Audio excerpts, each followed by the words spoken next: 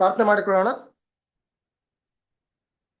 ಪರಿಶುದ್ಧನು, ಪರಿಶುದ್ಧರು, ಪರಿಶುದ್ಧರು, ಮಹೋನ್ನತರು, ಸರ್ವಶಕ್ತರು, ಅಗಮ್ಯವಾದ ಬೆಳಕಿನಲ್ಲಿ ವಾಸ ಮಾಡುವಂತ ನಮ್ಮೆಲ್ಲರ ಪ್ರೀತಿಯುಳ್ಳ ಪರಲೋಕದ ತಂದೆ ಯೆಹೋವ ದೇವರೇ, ಪರಿಶುದ್ಧವಾದ ನಾಮಕ್ಕೆ ನಾವು ಕೃತಜ್ಞತೆಗಳನ್ನ ಸ್ತೋತ್ರಗಳನ್ನ ಸಲ್ಲಿಸುವರಾಗಿದ್ದೇವೆ. ತಂದೆ ದೇವರೇ, ಉದಯ ಕಾಲದಿಂದಲೂ ಇದುವರೆಗೂ ನಮ್ಮನ್ನೆಲ್ಲರನ್ನೂ ಕಾದು ಕಾಪಾಡಿ ಈ ಸಂಜೆ ವೇಳೆಯಲ್ಲಿ ಮತ್ತೊಂದು ಆವರ್ತಿ ನಿನ್ನ ಪರಿಶುದ್ಧ ಪಾದಗಳ ಬಳಿಯಲ್ಲಿ ಕುಳಿತು ನಿಮ್ಮ ವಾಕ್ಯಗಳನ್ನ ಕೇಳಿಸಿಕೊಳ್ಳುವಂತ ಒಂದು ಮಹಾಕೃಪೆಯನ್ನ, ಒಂದು ಸಮಯನ ದೇವರೇ ನಮ್ಮೆಲ್ಲರಿಗೂ ಅನುಗ್ರಹಿಸಿದಿರಿ. ದೇವರೇ, ನಿಮಗೆ ಕೃತಜ್ಞತೆಗಳನ್ನು ಸಲ್ಲಿಸಿದ್ದೇವೆ. ದೇವರೇ ಅಪ್ಪ, ಈ ಕೂಟದ ಆರಂಭದಿಂದ ಅಂತ್ಯದವರೆಗೂ ದೇವರೇ ನೀವು ನಮ್ಮ ಮಧ್ಯದಲ್ಲಿದ್ದು, ಸಹೋದರ ಮಧ್ಯದಲ್ಲಿದ್ದು ದೇವರೇ ಎಲ್ಲಾ ವಿಷಯಗಳಲ್ಲಿಯೂ ಒಂದೊಂದು ವಾಕ್ಯದಲ್ಲಿ ಕೂಡ ಅವರ ಸಂಗಡ ಇದ್ದು ಮಾತನಾಡಿ ನಡೆಸಿಕೊಡ್ಬೇಕನ್ನು ಬೇಡಿಕೊಳ್ಳುತ್ತೇವೆ. ತಂದೆ ದೇವರೇ, ಕೇಳಿಸಿಕೊಳ್ಳುವಂತ ನಮ್ಮನ್ನು ಕೂಡ ವಿಶೇಷವಾಗಿ ಆಶೀರ್ವಾದ ಮಾಡ್ರಿ.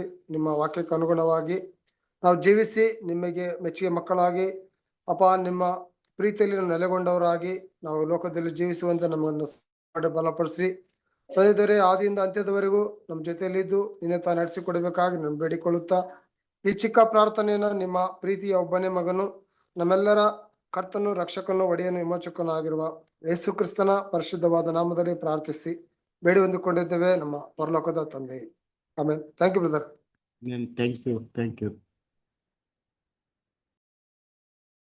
Thank you. ಕ್ರಿಸ್ತನಲ್ಲಿ ಪ್ರೀತಿಯ ಸಹೋದರ ಸಹೋದರಿಯರೇ, ನನ್ನ ವಾಯ್ಸು ಕ್ಲಿಯರ್ ಆಗಿ ಕೇಳಿಸ್ತಾ ಇದೆಯಾ?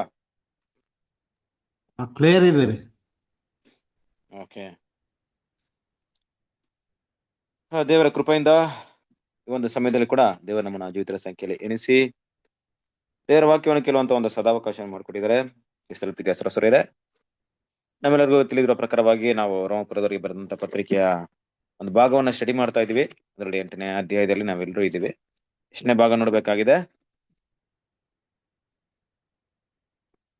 63. 63.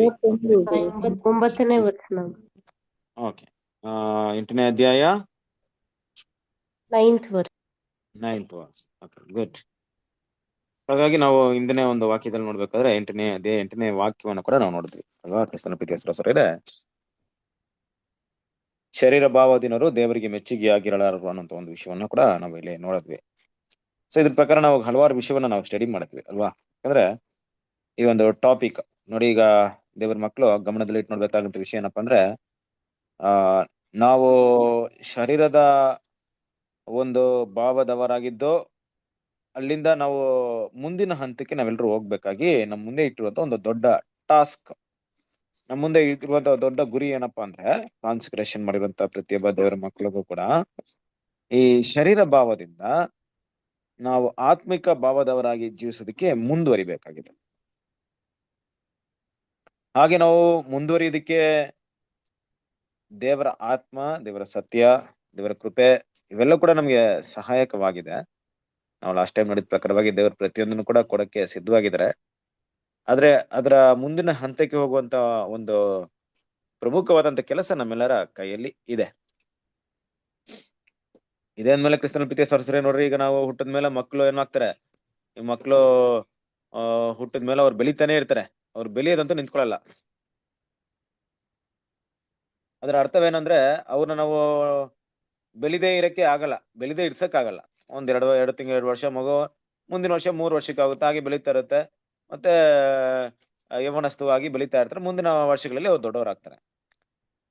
ಅಂದ್ರೆ ಆ ಒಂದು ಲೈಫ್ ಅನ್ನೋದು ಅದು ಅದು ಮುಂದುವರಿಯುತ್ತೆ, ಅದು ಬೆಳೆಯುತ್ತೆ. ಇಲ್ಲೂ ಕೂಡ ನಾವು ಒಡಂಬಡಿಕೆ ಮಾಡ್ಕೊಂಡಿರೋ ಪ್ರಕಾರವಾಗಿ ನಮ್ಮ ನೂತನ ಸೃಷ್ಟಿ ಕೂಡ ಒಂದು ಮಗುವಾಗಿದೆ. ಆ ಮಗು ಏನಾಗ್ಬೇಕು ಅಂದ್ರೆ ಬೆಳಿಬೇಕು. ಬೆಳೆಯೋದಂದ್ರೆ ಏನಪ್ಪಾ ಅಂದ್ರೆ, ಆತ್ಮಿಕ ಸ್ವಭಾವವನ್ನ ಸಂಪೂರ್ಣವಾಗಿ ಧರಿಸ್ಕೊಳ್ಳೋದು. ಅದರ ಆರಂಭಿಕ ಹಂತ ಇರ್ಬೋದು, ಅದನ್ನ ಮುಂದುವರೆದಂತ ಭಾಗ ಇರ್ಬೋದು. ಈ ಶರೀರ ದಿನದವರಾಗಿದ್ದ ನಾವು ಕ್ರಿಸ್ತರನ್ನ ಅಂಗೀಕರಿಸಿದ ಮೇಲೆ ದೇವರ ಸಮ್ಮುಖದಲ್ಲಿ ನಾವು ಮಾಡಿದಂತ ಒಡಂಬಡಿಕೆ ಅಂದ್ರೆ ನಾವು ಮಾಡಿರುವಂತ ಕಾನ್ಸಂಟ್ರೇಷನ್ ಇಲ್ವೇ, ನಾವೆಲ್ಲರೂ ದೀಕ್ಷಾ ಸ್ನಾನ ತಗೊಂಡಿದ್ದೀವಿ. ದೀಕ್ಷಾ ಸ್ನಾನದಲ್ಲಿ ನಮ್ಮ ಹೃದಯಾಂತರದಿಂದ ನಾವು ಹೇಳಿದಂತ ವಿಷಯ ಏನಪ್ಪಾ ಅಂದ್ರೆ, ಕ್ರಿಸ್ತನ ಹಾಗೆ ನಾನು ಬದುಕ್ತೀನಿ, ಕ್ರಿಸ್ತನ ಸ್ವರೂಪವನ್ನ ಬೆಳೆಸ್ಕೊಳ್ತೀನಿ, ಇನ್ಮೇಲೆ ನಿಮಗೋಸ್ಕರ ಬಾಳ್ತೀನಿ, ಬದುಕ್ತೀನಿ ಅಂತ ಹೇಳ್ತೀವಲ್ಲ, ಅದರ ಒಂದು ವಿಷಯ ಏನಪ್ಪಾ ಅಂದ್ರೆ ಕ್ರಿಸ್ತನ ಹಾಗೆ ರೂಪಾಂತರವಾಗ್ಬೇಕು. ಅದು ನಮ್ಮ ಮುಂದೆ ಇರುವಂತ ಗುರಿ. ಈ ಕೆಲಸ, ಈ ಪ್ರೋಸೆಸ್ ನ ದೇವ್ರ ಮಕ್ಳು ಎಷ್ಟರ ಮಟ್ಟಿಗೆ ಅದನ್ನ ಸರಿಯಾದ ರೀತಿಯಲ್ಲಿ ಮಾಡ್ತಾರೋ ಆಗ ದೇವರು ನಮ್ಮನ್ನ ಏನ್ ಮಾಡ್ತಾರೆ, ಮೆಚ್ತಾರೆ ಅಲ್ವಾ. ದೇವ್ರೇನಾಗುತ್ತಂದ್ರೆ ಈ ವಿಷಯಗಳಲ್ಲಿ ಮೆಚ್ಚುಗೆಯನ್ನು ವ್ಯಕ್ತಪಡಿಸ್ತಾರೆ. ದೇವರಿಗೆ ತುಂಬಾ ನಾವು ಪ್ರಿಯರಾಗಿರ್ತೀವಿ, ಇಷ್ಟವಾಗಿರ್ತೀವಿ. ಆದ್ರೆ ಕ್ರಿಸ್ತನ ಪ್ರೀತಿಯ ಸರಸರಿ ಇಲ್ಲೊಂದು ಡಿಫಿಕಲ್ಟ್ ಇದೆ, ಇಲ್ಲೊಂದು ಸಮಸ್ಯೆ ಇದೆ. ಸಮಸ್ಯೆ ಅಂದ್ರೆ ಕಷ್ಟಾನುಭವ ಇದೆ. ಏನಪ್ಪಾ ಅಂದ್ರೆ ನಮ್ಮ ಮಾಂಸಿಕವಾದಂತ ಒಂದು ಶರೀರ ಸ್ವಭಾವಕ್ಕೆ ಆತ್ಮಿಕ ವಿಷಯಗಳನ್ನ ಗ್ರಹಿಸ್ಕೊಳ್ಳೋದು ತುಂಬಾನೇ ಕಷ್ಟ. ಆದ್ರೆ ಅದಕ್ಕೆ ಸ್ಪೆಷಲ್ ಆಗಿರುವಂತ ಸ್ಪಿರಿಟ್ ಬೇಕು. ಅದೇನಪ್ಪ ಅಂದ್ರೆ ದೇವರ ಆತ್ಮ, ಪವಿತ್ರ ಆತ್ಮ. ದೇವರ ಆತ್ಮ ನಮ್ಮನ್ನ ಆ ಸತ್ಯದಲ್ಲಿ ನಡೆಸುತ್ತೆ. ಆ ದೇವರ ಆತ್ಮ ದೇವರ ಮಕ್ಕಳಿಗೆ ಹೇಗೆ ಕೊಡಲ್ಪಡ್ತಿದೆ ಅಂತ ನೋಡ್ಬೇಕಾದ್ರೆ ಕ್ರಿಸ್ತನ ಎಷ್ಟು ಮಟ್ಟಿಗೆ ದೇವರ ವಿಷಯಗಳಲ್ಲಿ ನಾವು ಆಸಕ್ತಿಯನ್ನ ತೋರಿಸ್ತೀವೋ,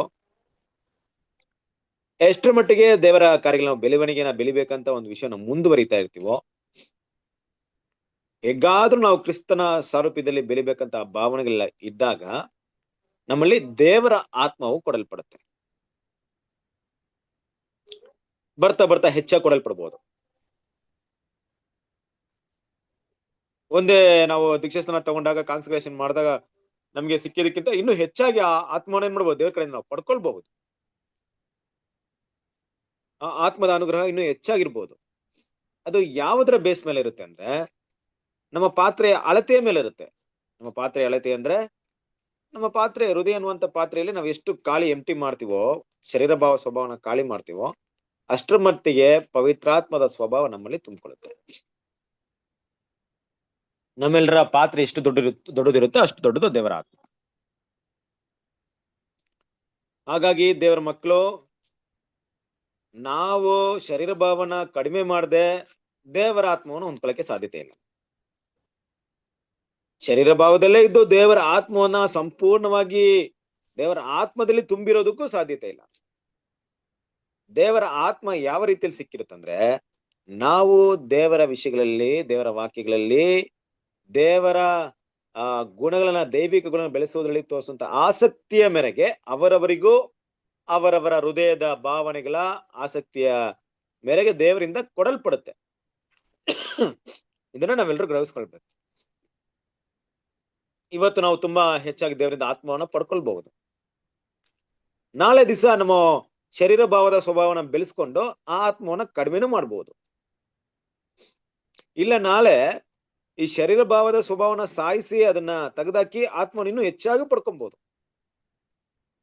ಅದು ನಮ್ಮೆಲ್ಲರ ಮಟ್ಟಿಗೆ ಇದೆ. ಕ್ರಿಸ್ತನ ಪ್ರೀತಿಯ ಯಾರು ಪ್ರತಿದಿನ ಇದನ್ನ ಹೆಚ್ಚಾಗಿ ಮಾಡ್ಕೊಂಡು ಹೋಗ್ತಾರೋ, ನೆನ್ನೆಗಿಂತ ಇವತ್ತಿಗಿಂತ ನಾಳೆ ಹೆಚ್ಚಾಗಿ ಮಾಡ್ಕೊಂಡು ಹೋಗ್ತಾರೋ, ಅವರಲ್ಲಿ ದೇವ್ರು ತುಂಬಾ ಇಷ್ಟಪಡ್ತಾರೆ, ತುಂಬಾ ಮೆಚ್ತಾರೆ.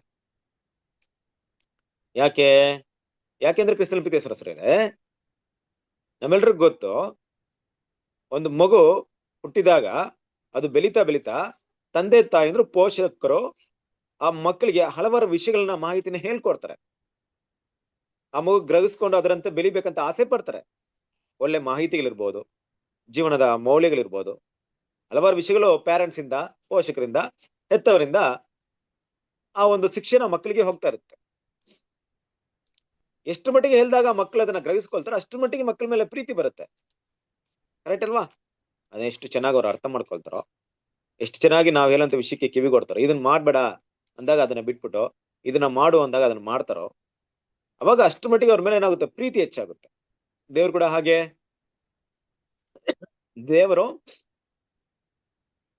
ದೇವರ ಯೋಜನೆಗಳನ್ನ ಮುಂದೆ ಇಟ್ಟಿದ್ದಾರೆ. ಆ ಯೋಜನೆಗಳನ್ನ ದೇವ್ರ ಮಕ್ಕಳು ಅರ್ಥ ಮಾಡ್ಕೊಂಡು ಗ್ರಹಿಸ್ಕೊಳ್ಳುವಂತ ದೊಡ್ಡ ಜವಾಬ್ದಾರಿ ನಮ್ಮ ಕೈಲಿ ಇದೆ. ನಾನು ಲಾಸ್ಟ್ ವೀಕ್ ಅಲ್ಲಿ ಕೂಡ ನಿಮ್ಮ ಹತ್ರ ಮಾತಾಡ್ಬೇಕಾದ್ರೆ ಒಂದು ವಿಷಯವನ್ನ ನಿಮ್ಮ ಹತ್ರ ಮಾತಾಡಿರ್ಬೋದು ಅಲ್ವಾ. ಈ ವಾಕ್ಯದಲ್ಲೇ ಒಂದು ಪಾಯಿಂಟ್ ಇತ್ತು. ಏನಪ್ಪಾ ಪಾಯಿಂಟ್ ಇತ್ತು ಅಂದ್ರೆ, ಆ ವಾಕ್ಯದಲ್ಲಿ ಒಂದು ಏನ್ ಬಂತು ನೋಡ್ಬೇಕ್ರೆ, ಒಂದ್ ನಿಮಿಷ.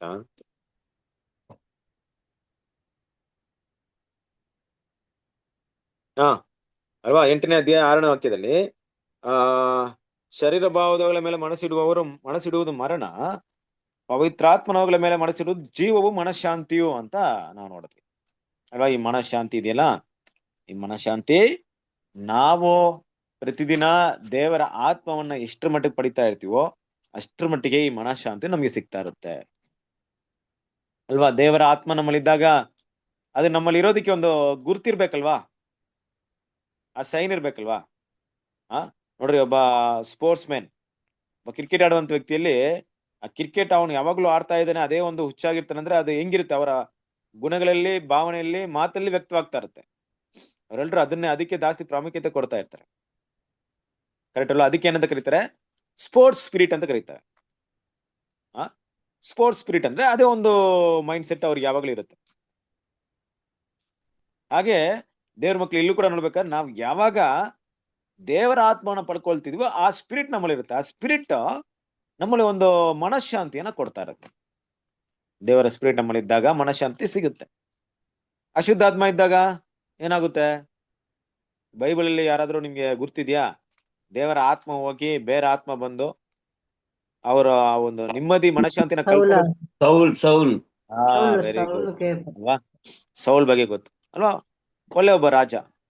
ಅದ್ರ ಯಾವಾಗ ದೇವರ ಆತ್ಮ ಹೋಯ್ತೋ ಆ ಮನಃಶಾಂತಿ ಕಳ್ಕೊಂಡ್ಬಿಟ್ರು. ಏನಾಗ್ತಿತ್ತು, ಆ ಒಂದು ದುರಾತ್ಮ ಬಂದಾಗ ಸೌಲ್ಗೆ ಏನಾಗ್ತಿತ್ತು?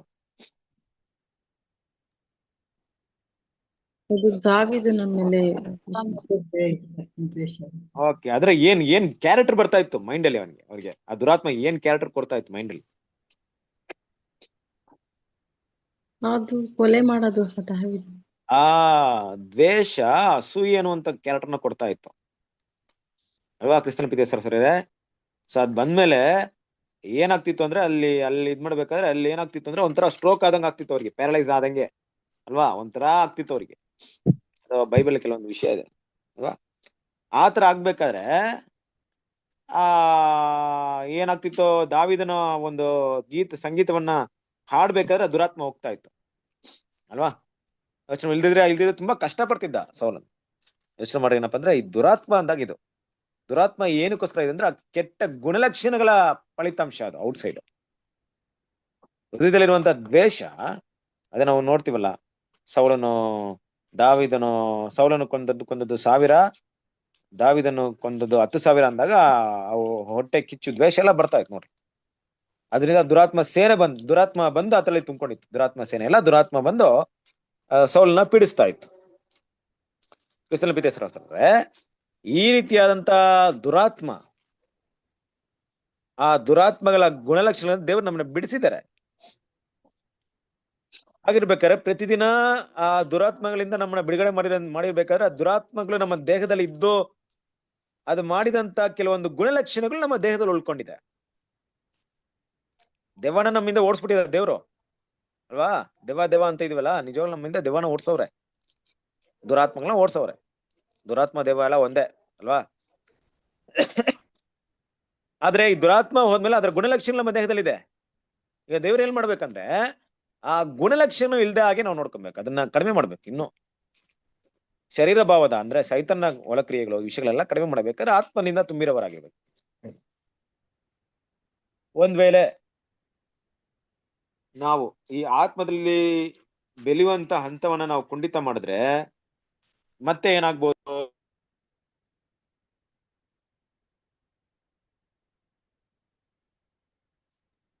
ಸೈತಾನ್ ಕಾಯ್ತಾ ಇರ್ತಾನೆ ಅಲ್ವಾ. ಒಂದ್ ಆತ್ಮ ಹೋಗಿ ಎಷ್ಟು ಆತ್ಮ ಬಂತಂತೆ, ಒಂದ್ ಆತ್ಮ ಹೋಗಿ 7 ಆತ್ಮ ಬಂದಂಗ ಆಗ್ಬಿಡುತ್ತೆ ನಮ್ಮ ಪರಿಸ್ಥಿತಿ ಅಲ್ವಾ. ಯೋಚನೆ ಮಾಡಿ, ಇದೆಲ್ಲ ಏನಪ್ಪಾ ಅಂದ್ರೆ ದೇವ್ರ ವಾಕ್ಯಗಳು. ಆಗಿರ್ಬೇಕಾದ್ರೆ ದೇವ್ರ ಕ್ರಿಸ್ತನ ಪಿತೇಶ್ವರ ಈ ಶರೀರ ಭಾವನ ನಾವು ಹೋಗಲಾಡಿಸ್ಬೇಕಾದ್ರೆ ದೇವರ ಆತ್ಮದಿಂದ ನಾವು ತುಂಬಿರೋರಾಗಿರ್ಬೇಕು. ದೇವರ ಆತ್ಮದಿಂದ ನಾವು ತುಂಬಿರೋರಾಗಿದ್ದಾಗ ಈ ಶರೀರ ಭಾವನ ನೆರವೇರಿಸಲ್ಲ. ಆಗಿರ್ಬೇಕಾದ್ರೆ ದೇವ್ರನ್ನ ನಾವು ಮೆಚ್ಚಿಸುವರಾಗಿರ್ತೀವಿ, ದೇವ್ರು ನಮ್ಮನ್ನ ಇಷ್ಟಪಡ್ತಾರೆ. ದೇವರ ಆತ್ಮ ತುಂಬಿರೋ ಅಂದ್ರೆ ಏನಪ್ಪಾ ಅಂದ್ರೆ ದೈವಿಕ ಗುಣಲಕ್ಷಣಗಳಲ್ಲಿ ಬೆಳೆಯೋದು, ಅದೇ ದೇವರ ಆತ್ಮ. ದೇವರ ಗುಣಲಕ್ಷಣದಲ್ಲಿ ನಮ್ಮನ್ನು ಅಭಿವೃದ್ಧಿ ಪಡಿಸುವಂತ ಹಂತಕ್ಕೆ ನಾವು ಪ್ರತಿದಿನ ಮುಂದುವರಿಯೋದು. ದೇವರಿಗೆ ಮೆಚ್ಚುಗೆ ಆದ ವಿಷಯಗಳನ್ನ ಏನು ಅಂತ ತಿಳಿದು ಮಾಡುವಂತ ವಿಷಯಗಳಿಗೆ ನಾವು ಮನಸ್ಸು ಕೊಡೋದು. ರೋಮಪುರದ 8ನೇ ಅಧ್ಯಾಯ 9ನೇ ವಾಕ್ಯ. ನೀವಾದರೂ ನಿಮ್ಮಲ್ಲಿ ದೇವರ ಆತ್ಮನು ವಾಸವಾಗಿರುವುದಾದರೆ ಶರೀರ ಭಾವ ಅಧೀನರಲ್ಲ, ದೇವರಾತ್ಮನಿಗೆ ಅಧೀನರಾಗಿದ್ದೀರಿ. ಯಾವನಿಗಾದರೂ ಕ್ರಿಸ್ತನ ಆತ್ಮನು ಇಲ್ಲದಿದ್ದರೆ ಅವನು ಕ್ರಿಸ್ತನವನಲ್ಲ. ಕರೆಕ್ಟ್. ನೀವಾದ್ರೂ ನಿಮ್ಮಲ್ಲಿ ದೇವರ ಆತ್ಮವನ್ನು ವಾಸವಾಗಿರುವುದಾದರೆ ಶರೀರ ಭಾವಾಧೀನರಲ್ಲ. ಶರೀರದ ಗುಣಲಕ್ಷಣಗಳು, ಶರೀರದ ಬಲಹೀನತೆಗಳು ತುಂಬಾ ಭಯಂಕರವಾಗಿರುವಂತ ಸ್ಟ್ರೆಂತ್. ಆದ್ರೆ ಅದನ್ನ ಜಯಿಸಕ್ಕೆ ದೇವರ ಆತ್ಮ ಇಲ್ಲದೆ ನಮ್ಮ ಕೈಲಿ ಜಯಿಸಕ್ಕೆ ಆಗಲ್ಲ. ಶರೀರ ಈ ಸ್ವಭಾವಗಳು ಗೋಲಿಯಾತನ ತರ ನಮ್ಮ ಮುಂದೆ ನಿಂತ್ಕೊಂಡಿದೆ. ನಾವು ದಾವಿನ ತರ ಚಿಕ್ಕ ಹುಡುಗನ ತರ ನಿಂತ್ಕೊಂಡ್ಬಿಟ್ಟಿದೀವಿ. ಆದ್ರೆ ಅದು ನೋಡಿ ಎದುರ್ಕೊಂಡ್ಬಿಟ್ರೆ, ಇಲ್ಲವೇ ಆ ಬಲಿಷ್ಠದ ಮುಂದೆ ನನ್ನ ಹೊರಡಕ್ ಶಕ್ತಿ ಇಲ್ಲ ಅಂತ ನಾನು ತಿಳ್ಕೊಂಡ್ಬಿಟ್ರೆ ಆಗಲ್ಲ. ಹೌದು, ನೂತನ ಸೃಷ್ಟಿಗೆ ಏನು ಅನುಭವ ಇಲ್ಲ, ನೂತನ ಸೃಷ್ಟಿ ಈಗ ತನ ಹುಟ್ಟಿರೋಂಥ ಮಗು. ಆದ್ರೆ ಶರೀರ ಸ್ವಭಾವ ತುಂಬಾ ಬಲಿಷ್ಠವಾಗಿದೆ. ಆದ್ರೂ ಕೂಡ ಜಯಿಸ್ಬೇಕು, ಹೋರಾಡ್ಬೇಕಂತ ಹೋದಾಗ ಶರೀರವನ್ನ ದೇವರು ನಮ್ಮ ಕೈಗೆ ಒಪ್ಪಿಸ್ಕೊಡ್ತಾರೆ. ದಾವಿದನು ಹೋರಾಡ್ಬೇಕಂತ ಹೋದಾಗ ಒಂದು ಕಲ್ಲಿನಿಂದ ಹೇಗೆ ಗೋಲಿಯಾತನನ್ನ ಸಂಹಾರ ಮಾಡಕ್ಕೆ ಮುಂದೆ ಹೋದ್ರು, ಅದೇ ರೀತಿಯಾಗಿ ದೇವ್ರ ಮಕ್ಕಳು ಕೂಡ ಈ ಶರೀರ ಭಾವನ ಜಯಿಸೋದಿಕ್ಕೆ ದೇವರ ಆತ್ಮದ ಬಲ ನಮ್ಗೆ ಸಾಕು, ಜಯಿಸಬಹುದು. ಆದ್ರೆ ಇಲ್ಲಿ ದೇವ್ರ ಮಕ್ಳು ಅರ್ಥ ಮಾಡ್ಕೊಬೇಕಾಗಿರೋದೇನಪ್ಪ ಅಂದ್ರೆ, ದೇವರ ಆತ್ಮ ಅಂದಾಗ ದೇವರು ತನ್ನಿಂತಾನೆ ಏನೋ ಒಂದು ಸ್ಪಿರಿಟ್ ನಂಗೆ ಕೊಟ್ಬಿಡಲ್ಲ. ದೇವರ ಆತ್ಮ ನಮ್ಮಲ್ಲಿ ಯಾವ ರೀತಿ ಕೆಲಸ ಮಾಡುತ್ತಂದ್ರೆ, ನಮ್ಮ ಮನಸ್ಸಿನ ತಿಳುವಳಿಕೆಯ ಮೇರೆಗೆ. ಎಲ್ಲ ಈಗ ಅನ್ಯ ಭಾಷೆ ಎಲ್ಲ ಮಾತಾಡ್ತಿದ್ರಲ್ವಾ ಬಾಬಿಲೋನಲ್ಲಿ. ಸುಮ್ನೆ ಇದ್ದಾಗ ಪ್ರೇಯರ್ ಮಾಡಿ ಹೋಲಿ ಸ್ಪಿರಿಟ್ ಬರುತ್ತೆ ಅಂತ ತಲೆಯಲ್ಲಿ ಕೈಗೆ ಬಿಟ್ರಲ್ಲ, ಬಾಬಾ ಅಂತ ಬಾಯಿ ಹುಡ್ಕೊಳ್ತಾ ಇದ್ರು. ಅದು ಅನ್ಯ ಭಾಷೆ ಅಂತ ಕರಿತಾ ಇದ್ರಲ್ಲ. ನಮ್ಗೆ ಗೊತ್ತಿರೋಂಥ ವಿಷಯ. ಏನ್ ಮಾತಾಡ್ತಿದ್ರು, ಎಂತಹ ಒಂದು ಭಾಷೆ ಮಾತಾಡ್ತಿದ್ರು ಯಾರಿಗೂ ಗೊತ್ತಿಲ್ಲ. ನಮಗೆ ಗೊತ್ತಿಲ್ಲದ ಒಂದು ಕಾಲದಲ್ಲಿ ಅಜ್ಞಾನದ ಸಮಯದಲ್ಲಿ ನಾವು ಅದನ್ನು ಕೂಡ ದೇವರ ಪವಿತ್ರಾತ್ಮ ಬಂದಿದೆ ಅಂತ ತಿಳ್ಕೊಂಡ್ಬಿಟ್ಟಿದ್ವಿ. ಆ ಪವಿತ್ರಾತ್ಮ ಬಂದಿರೋರು ಹೆಂಗಿರ್ತಿದ್ರು, ಸಭೆಯಲ್ಲಿ ಎಷ್ಟು ಚೆನ್ನಾಗಿ ಕಿರ್ಚ್ತಾ ಇದ್ರು, ಬೀದಿ ಜಗಲದಲ್ಲ ಹಂಗೆ ಕಿರ್ಚ್ತಾ ಇದ್ರು ಅವರು. ಆಗ ನಮ್ಗೆ ಗೊತ್ತಾಗ್ತಿತ್ತು ಏನಪ್ಪ ಪವಿತ್ರಾತ್ಮ ಇರ್ಬೇಕಾದ್ರೆ ಹಿಂಗೆಲ್ಲ ಆಗ್ತಿತ್ತು ಅಂದ್ಬಿಟ್ಟು. ಅಂದ್ರೆ ಕ್ರಿಸ್ತನ ಪ್ರೀತಿ ಸರಸರೇ, ಪವಿತ್ರಾತ್ಮ ಅನ್ನೋದು ನಮ್ಗೆ ಗೊತ್ತಿಲ್ಲದೆ ನಮ್ಮ ಮೈಂಡ್ ನ ಕಂಟ್ರೋಲ್ ಮಾಡುವಂತ ಒಂದು ವಿಷಯ ಅಲ್ಲ. ನಮ್ಗೆ ತಿಳುವಳಿಕೆನ ಕೊಡುತ್ತೆ, ನಾಲೆಜ್ ನ ಕೊಡುತ್ತೆ, ಅಂಡರ್ಸ್ಟ್ಯಾಂಡಿಂಗ್ ನ ಕೊಡುತ್ತೆ. ಆ ಅಂಡರ್ಸ್ಟ್ಯಾಂಡಿಂಗ್ ನಮ್ಗೆ ಆಸಕ್ತಿಯನ್ನು ಹುಟ್ಟಿಸುತ್ತೆ, ಕ್ರಿಸ್ತನಲ್ಲಿ ಬೆಳಿಬೇಕಂತ ಮನ ದಾಹವನ್ನ ಹುಟ್ಟಿಸುತ್ತೆ. ಅದಕ್ಕೋಸ್ಕರ ಪ್ರತಿದಿನ ಪ್ರಯತ್ನವನ್ನ ಮಾಡುವಂತ ಕಡೆಗೆ ನಮ್ಮನ್ನ ಸಾಗಿಸ್ತಾ ಇರುತ್ತೆ ಅಲ್ವಾ. ನಮ್ಮನ್ನ ಗೈಡ್ ಮಾಡುತ್ತೆ. ನೋಡಿ ಎಂತ ಒಂದು ವಿಷಯಗಳೆಲ್ಲ ಅದಕ್ಕೆ ಪವಿತ್ರಾತ್ಮನಿಗೆ ಮಾತಾಡಿದ್ದಾರೆ. ದೇವರ ಆತ್ಮ ಅಂತ ಹೇಳಿದಾಗ ಏನೆಲ್ಲ ವಿಷಯಗಳಿದೆ, ನಮ್ಗೆ ಸಹಾಯಕವಾಗಿರುತ್ತೆ, ನಮ್ಗೆ ಆಲೋಚನೆ ಕೊಡುತ್ತೆ, ನಮ್ಗೆ ಶಕ್ತಿನ ಕೊಡುತ್ತೆ ಅಲ್ವಾ, ನಮ್ಮನ್ನ ಸಂತೈಸುತ್ತೆ. ಇದೆಲ್ಲ ಏನು, ಇದೆಲ್ಲ ಯಾವುದೇ ವ್ಯಕ್ತಿ ಅಲ್ಲ, ಆದ್ರೆ ದೇವರ ಶಕ್ತಿನ ಇಷ್ಟೆಲ್ಲ ಕೆಲಸ ಮಾಡ್ತಾ ಇದೆಯಾ? ಹೌದು, ಮಾಡುತ್ತೆ. ಮಾಡೋದಕ್ಕೆ ಒಂದು ವ್ಯಕ್ತಿ ಬೇಕು ಅಂತ ಅವಶ್ಯಕತೆ ಇಲ್ಲ. ಶಕ್ತಿಯಿಂದ ಇದೆಲ್ಲ ಮಾಡಕ್ಕಾಗುತ್ತೆ ಅಂದ್ರೆ ಹೌದು, ಮಾಡಕ್ಕಾಗ್ತಿದೆ. ಈಗಲೂ ಕೂಡ ಅದು ನಡೀತಾನೆ ಇದೆ. ಯಾವುದೇ ರೀತಿಯಲ್ಲಿ ದೇವ್ರು ನಮ್ಮನ್ನ ಸಂತೈಸ್ತಾ ಇದ್ದಾರ, ಪವಿತ್ರಾತ್ಮ ಅದು. ಯಾವುದೇ ರೀತಿಯಲ್ಲಿ ದೇವ್ರು ನಮ್ಮನ್ನ ಗೈಡ್ ಮಾಡ್ತಾ ಇದ್ರ, ಪವಿತ್ರಾತ್ಮ ಅದು ಅಲ್ವಾ. ಇದೆಲ್ಲ ಹೇಗ್ ನಡೀತಾ ಇದೆ ಇವತ್ತು? ಯಾವ ಶಕ್ತಿಯ ಮೇರೆಗೆ ನಮ್ಗೆ ಗೈಡೆನ್ಸ್ ಎಲ್ಲ ಸಿಗ್ತಾ ಇದೆ? ದೇವರ ಆತ್ಮದ ಮೇರೆಗೆ ಸಿಗ್ತಾ ಇದೆ. ದೇವರ ಮಕ್ಕಳು ಇದನ್ನ ಪ್ರತಿ ದಿನ ಹುಡುಕ್ಬೇಕಾಗಿದೆ. ಎಷ್ಟು ಜನ ರಿಯಲೈಸ್ ಮಾಡಿರ್ತಿರೋ ಗೊತ್ತಿಲ್ಲ. ಕೆಲವೊಂದು ಟೈಮಲ್ಲಿ ನಮ್ಗೆ ಹೆಂಗಿರುತ್ತೆ ಅಂದ್ರೆ, ನಮ್ ತುಂಬಾ ಆಪ್ತರಾಗಿರುವಂತ ಒಬ್ಬ ಸ್ನೇಹಿತರು, ಚಿಕ್ಕ ವಯಸ್ಸಿಂದ ತುಂಬಾ ಫ್ರೆಂಡ್ಶಿಪ್ ಆಗಿರ್ತೀವಿ, ತುಂಬಾ ಕ್ಲೋಸ್ ಆಗಿರ್ತೀವಿ. ಅಂತವ್ರ ಜೊತೆ ನಾವು ಸಹವಾಸನ ಬಿಡಕ್ಕೆ ಹೋಗಲ್ಲ. ನಾವು ಕಾನ್ಸಂಟ್ರೇಷನ್ ಮಾಡಿದ್ರು ಸರಿ, ತುಂಬಾ ದಿವಸ ಆದ್ರೂ ಕೆಲವ್ರು ಹಿಂಗೆ ಹೇಳ್ತಾರೆ, ಬ್ರದರ್ ಅವ್ರು ಚಿಕ್ಕ ವಯಸ್ಸಿನ ಫ್ರೆಂಡ್, ಅವ್ರು ಕಾನ್ಸಂಟ್ರೇಷನ್ ಮಾಡಿಲ್ಲ, ಅವ್ರು ಬೇರೆ ಅನ್ಯ ದೇವತೆನ ಆರಾಧನೆ ಮಾಡ್ತಾರೆ, ಇಲ್ಲ ಬೇರೆ ಒಂದು ಬಾಬಿಲೋನ್ ಇರೋರು ಆಗಿರ್ತಾರೆ ಕೆಲವೊಂದು ಟೈಮಲ್ಲಿ. ಆದ್ರೂ ಅವರ ಫೆಲೋಶಿಪ್, ಅವರ ಫ್ರೆಂಡ್ಶಿಪ್ ನ ಬಿಡಕ್ಕಾಗಲ್ಲ ನಮ್ಗೆ.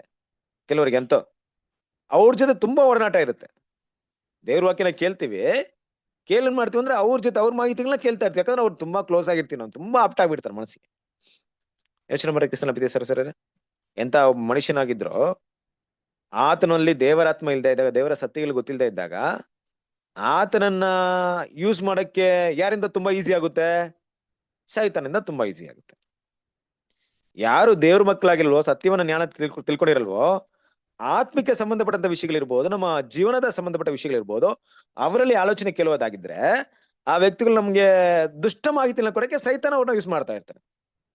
ಯಾರ್ ಬೇಕಾದ್ರೆ ಇರ್ಬೋದು, ರೊಕ್ಕದಲ್ಲಿ ನಮ್ಮ ಫ್ರೆಂಡ್ಸ್ ಇರ್ಬೋದು, ಯಾರ್ ಬೇಕಾದ್ರೆ ಇರ್ಬೋದು.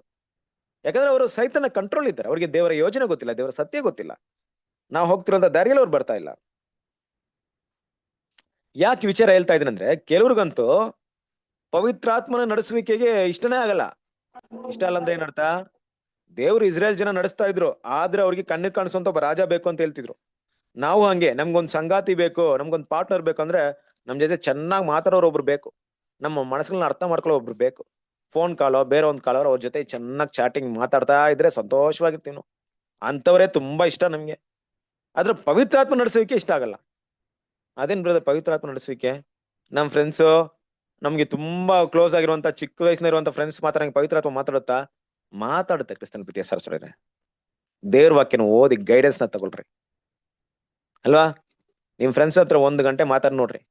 ಈ ಲೋಕದ ಸ್ನೇಹಿತರ ಜೊತೆ ಇಲ್ಲ ಲೋಕದ ವ್ಯಕ್ತಿಗಳ ಜೊತೆ ಫೋನ್ ಇಟ್ಮೇಲೆ ನಿಮ್ಗೆ ಮನಶಾಂತಿ ಸಿಗುತ್ತೆ, ಯೋಚನೆ ಮಾಡ್ರಿ, ಚೆಕ್ ಮಾಡಿ ನೋಡಿ. ಗಂಟೆ ಮಾತಾಡಿದ್ಮೇಲೆ ನಿಮ್ ಮನಸ್ಸಿಗೆ ಅಪ್ಪ ಹಗುರವಾಯ್ತಪ್ಪ, ತುಂಬಾ ಮನಸ್ಸು ನೆಮ್ಮದಿ ಆಯ್ತು. ಇದೆಲ್ಲ ಯಾರಿಗ್ ಬರುತ್ತೆ ಗೊತ್ತಾ?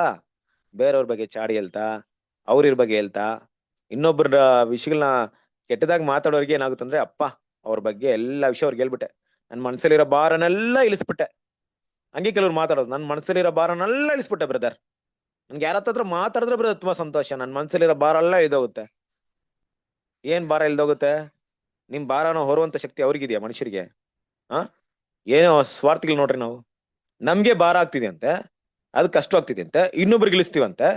ಅವ್ರು ಹೊತ್ಕೊಳ್ತಾರ ಪಾಪ, ಅವ್ರ ಮನುಷ್ಯರೇ, ಅವ್ರಿಗೇನೇನ್ ಕಷ್ಟ ಇರುತ್ತೋ, ಅವ್ರಿಗೇನೇನ್ ಸಮಸ್ಯೆ ಇರುತ್ತೋ. ಯಾಕ್ ಬೇಕು ನಮ್ ಕಷ್ಟಗಳನ್ನ ಮನುಷ್ಯರ ಹತ್ರ ಹೇಳ್ಕೊಳಕ್ಕೆ? ದೇವ್ರ ಮಕ್ಳು ಇವತ್ತು ನಮ್ಮ ವಿಷಯಗಳ ದೇವ್ರ ಹತ್ರ ಶೇರ್ ಮಾಡೋಣ, ದೇವ್ರ ಆಲೋಚನೆ ಕೇಳೋಣ, ಪವಿತ್ರ ನಡೆಸುವಿಕೆಗೆ ನಾವು ಕಿವಿ ಕೊಡೋರ ಆಗಿರೋಣ. ದೇವ್ರ ಮಾತಾಡೋದನ್ನ ಗ್ರಹಿಸ್ಕೊಳ್ಳಕ್ಕೆ ನಾವು ಇಷ್ಟ ಪಡ್ತಾ ಇದ್ದೀವಾ? ಇಷ್ಟ ಪಡ್ತಾ ಇಲ್ವಾ? ಯೋಚನೆ ಮಾಡ್ರಿ, ಇವತ್ತು ಹೆಂಗಿರುತ್ತೆ ದೇವ್ರು ಯಾವ ರೀತಿ ನಮ್ಮನ್ನ ನೋಡ್ತಾರೆ. ಯೇಸು ಕ್ರಿಸ್ತನ್ ಯಾವತ್ತಾದ್ರೂ ಇಂಥ ಒಂದು ಫೆಲೋಶಿಪ್ ನ ಹುಡುಕಿದ್ರ ಭೂಮಿಯಲ್ಲಿ? ಬೆಳಿಗ್ಗೆ ಆದ್ರೆ ದೇವರ ಸನ್ನಿಧಿಗೆ ಹೋಗ್ತಾ ಇದ್ರು, ಆಮೇಲೆ ಬಂದು ಅದ್ಭುತ ಕಾರ್ಯಗಳು ಮಾಡ್ತಾ ಇದ್ರು, ಜನರನ್ನ ಸುಖಪಡಿಸ್ತಾ ಇದ್ರು, ಅವ್ರಿಗೆ ಏನ್ ಕೊರತೆಗಳಿದ್ಯೋ ಅದನ್ನ ಸರಿ ಮಾಡ್ತಾ ಇದ್ರು, ಜೊತೆಗೆ ದೇವರ ರಾಜ್ಯದ ಸುವಾರ್ತೆನ ಸಾರ್ತಾ ಇದ್ರು, ಅಪೊಸ್ತಲರನ್ನ ಬಲಪಡಿಸ್ತಾ ಇದ್ರು. ಯಾರತ್ತಾದ್ರೂ ಹೋಗಿ ಯಾವತ್ತಾದ್ರು ಕುತ್ಕೊಂಡು ಗಂಟೆ ಬೇಡದ್ರ ವಿಷಯ ಮಾತಾಡಿದ್ರೆ 3.5 ವರ್ಷ ಸಾಕಾಗ್ತಿತ್ತು ಅವ್ರಿಗೆ.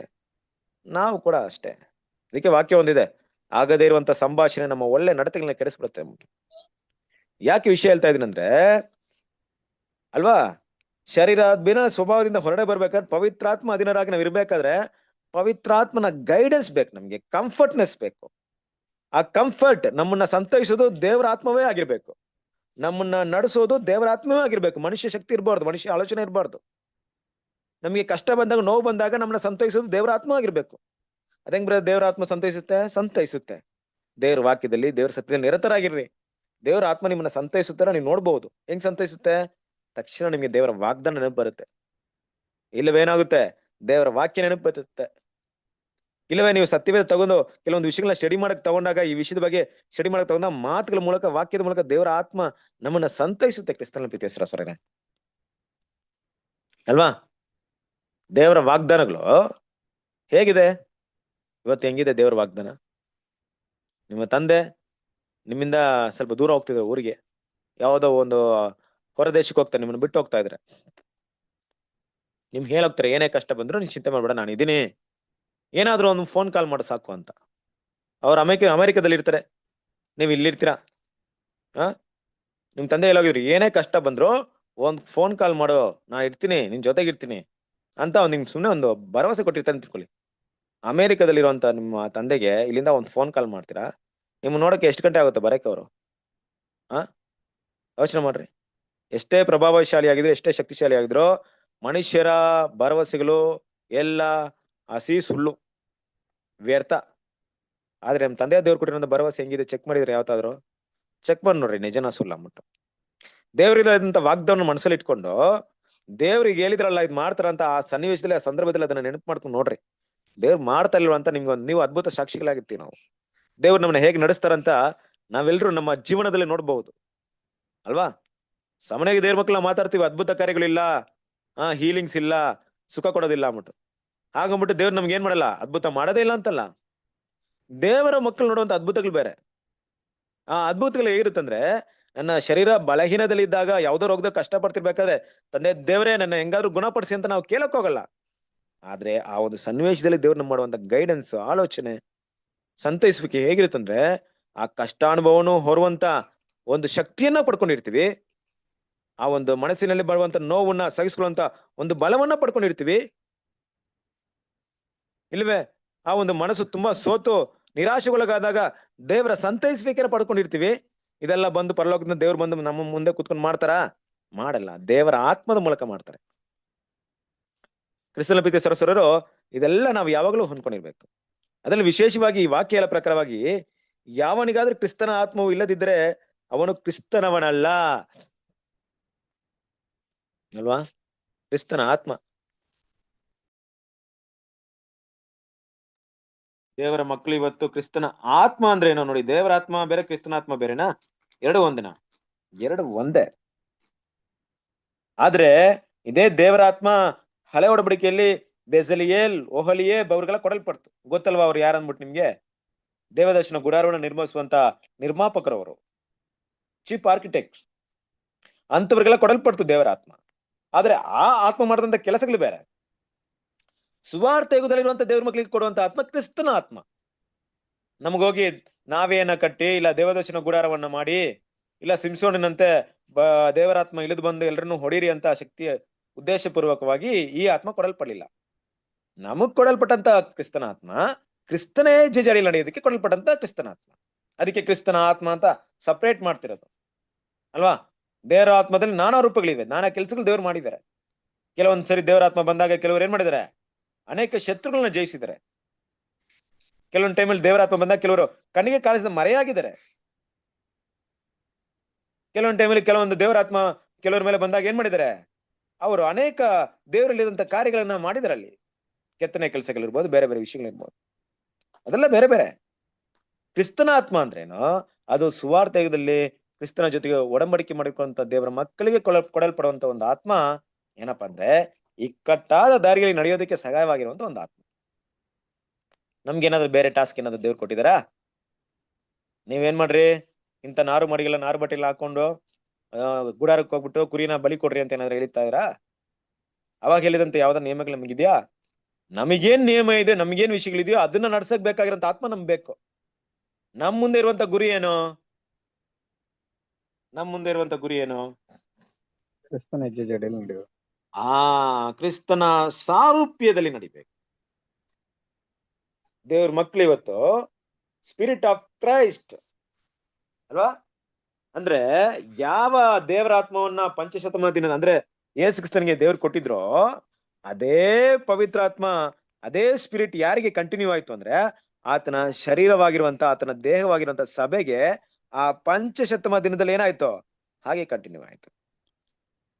ಅದ್ರ ಕೆಲ್ಸ ಏನಪ್ಪಾ ಅಂದ್ರೆ ತಲೆ ಹೇಳುವಂತ ಕೆಲಸವನ್ನ ದೇಹ ಮಾಡಿ ಮುಗಿಸ್ಬೇಕು. 2000 ವರ್ಷಗಳಲ್ಲಿ ತಲೆಯಂತೆ ಈ ದೇಹ ರೂಪಾಂತರ ಆಗ್ಬೇಕು, ಅದ್ರ ಗುಣಲಕ್ಷಣಗಳನ್ನ ಬೆಳೆಸ್ಕೊಬೇಕು.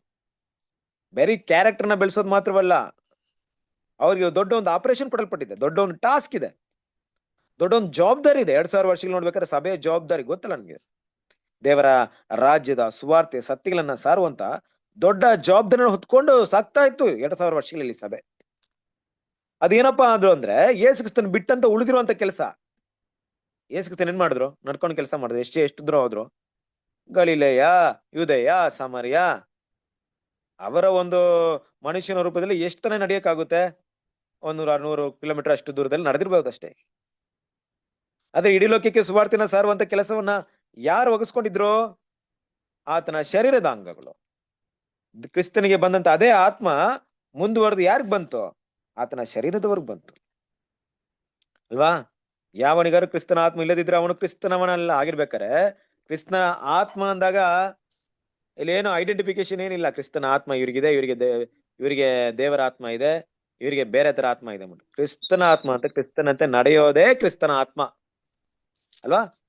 ಕ್ರಿಸ್ತನ ಹೆಜ್ಜೆ ಜಡೆಯಲ್ಲಿ ನಡೆಯುವುದೇ ಕ್ರಿಸ್ತನ ಆತ್ಮ. ಕ್ರಿಸ್ತನಂತೆ ಮನಸ್ಸಿರುವುದೇ ಕ್ರಿಸ್ತನ ಆತ್ಮ. ಕ್ರಿಸ್ತನ ಉದ್ದೇಶಗಳನ್ನ ಹೊಂದ್ಕೊಂಡಿರೋದೇ ಕ್ರಿಸ್ತನ ಆತ್ಮ. ಆತನಂತೆ ಗುಣಲಕ್ಷಣ, ಕರುಣೆ, ದಯೆ, ಅನುಕಂಪ ಅಲ್ವಾ?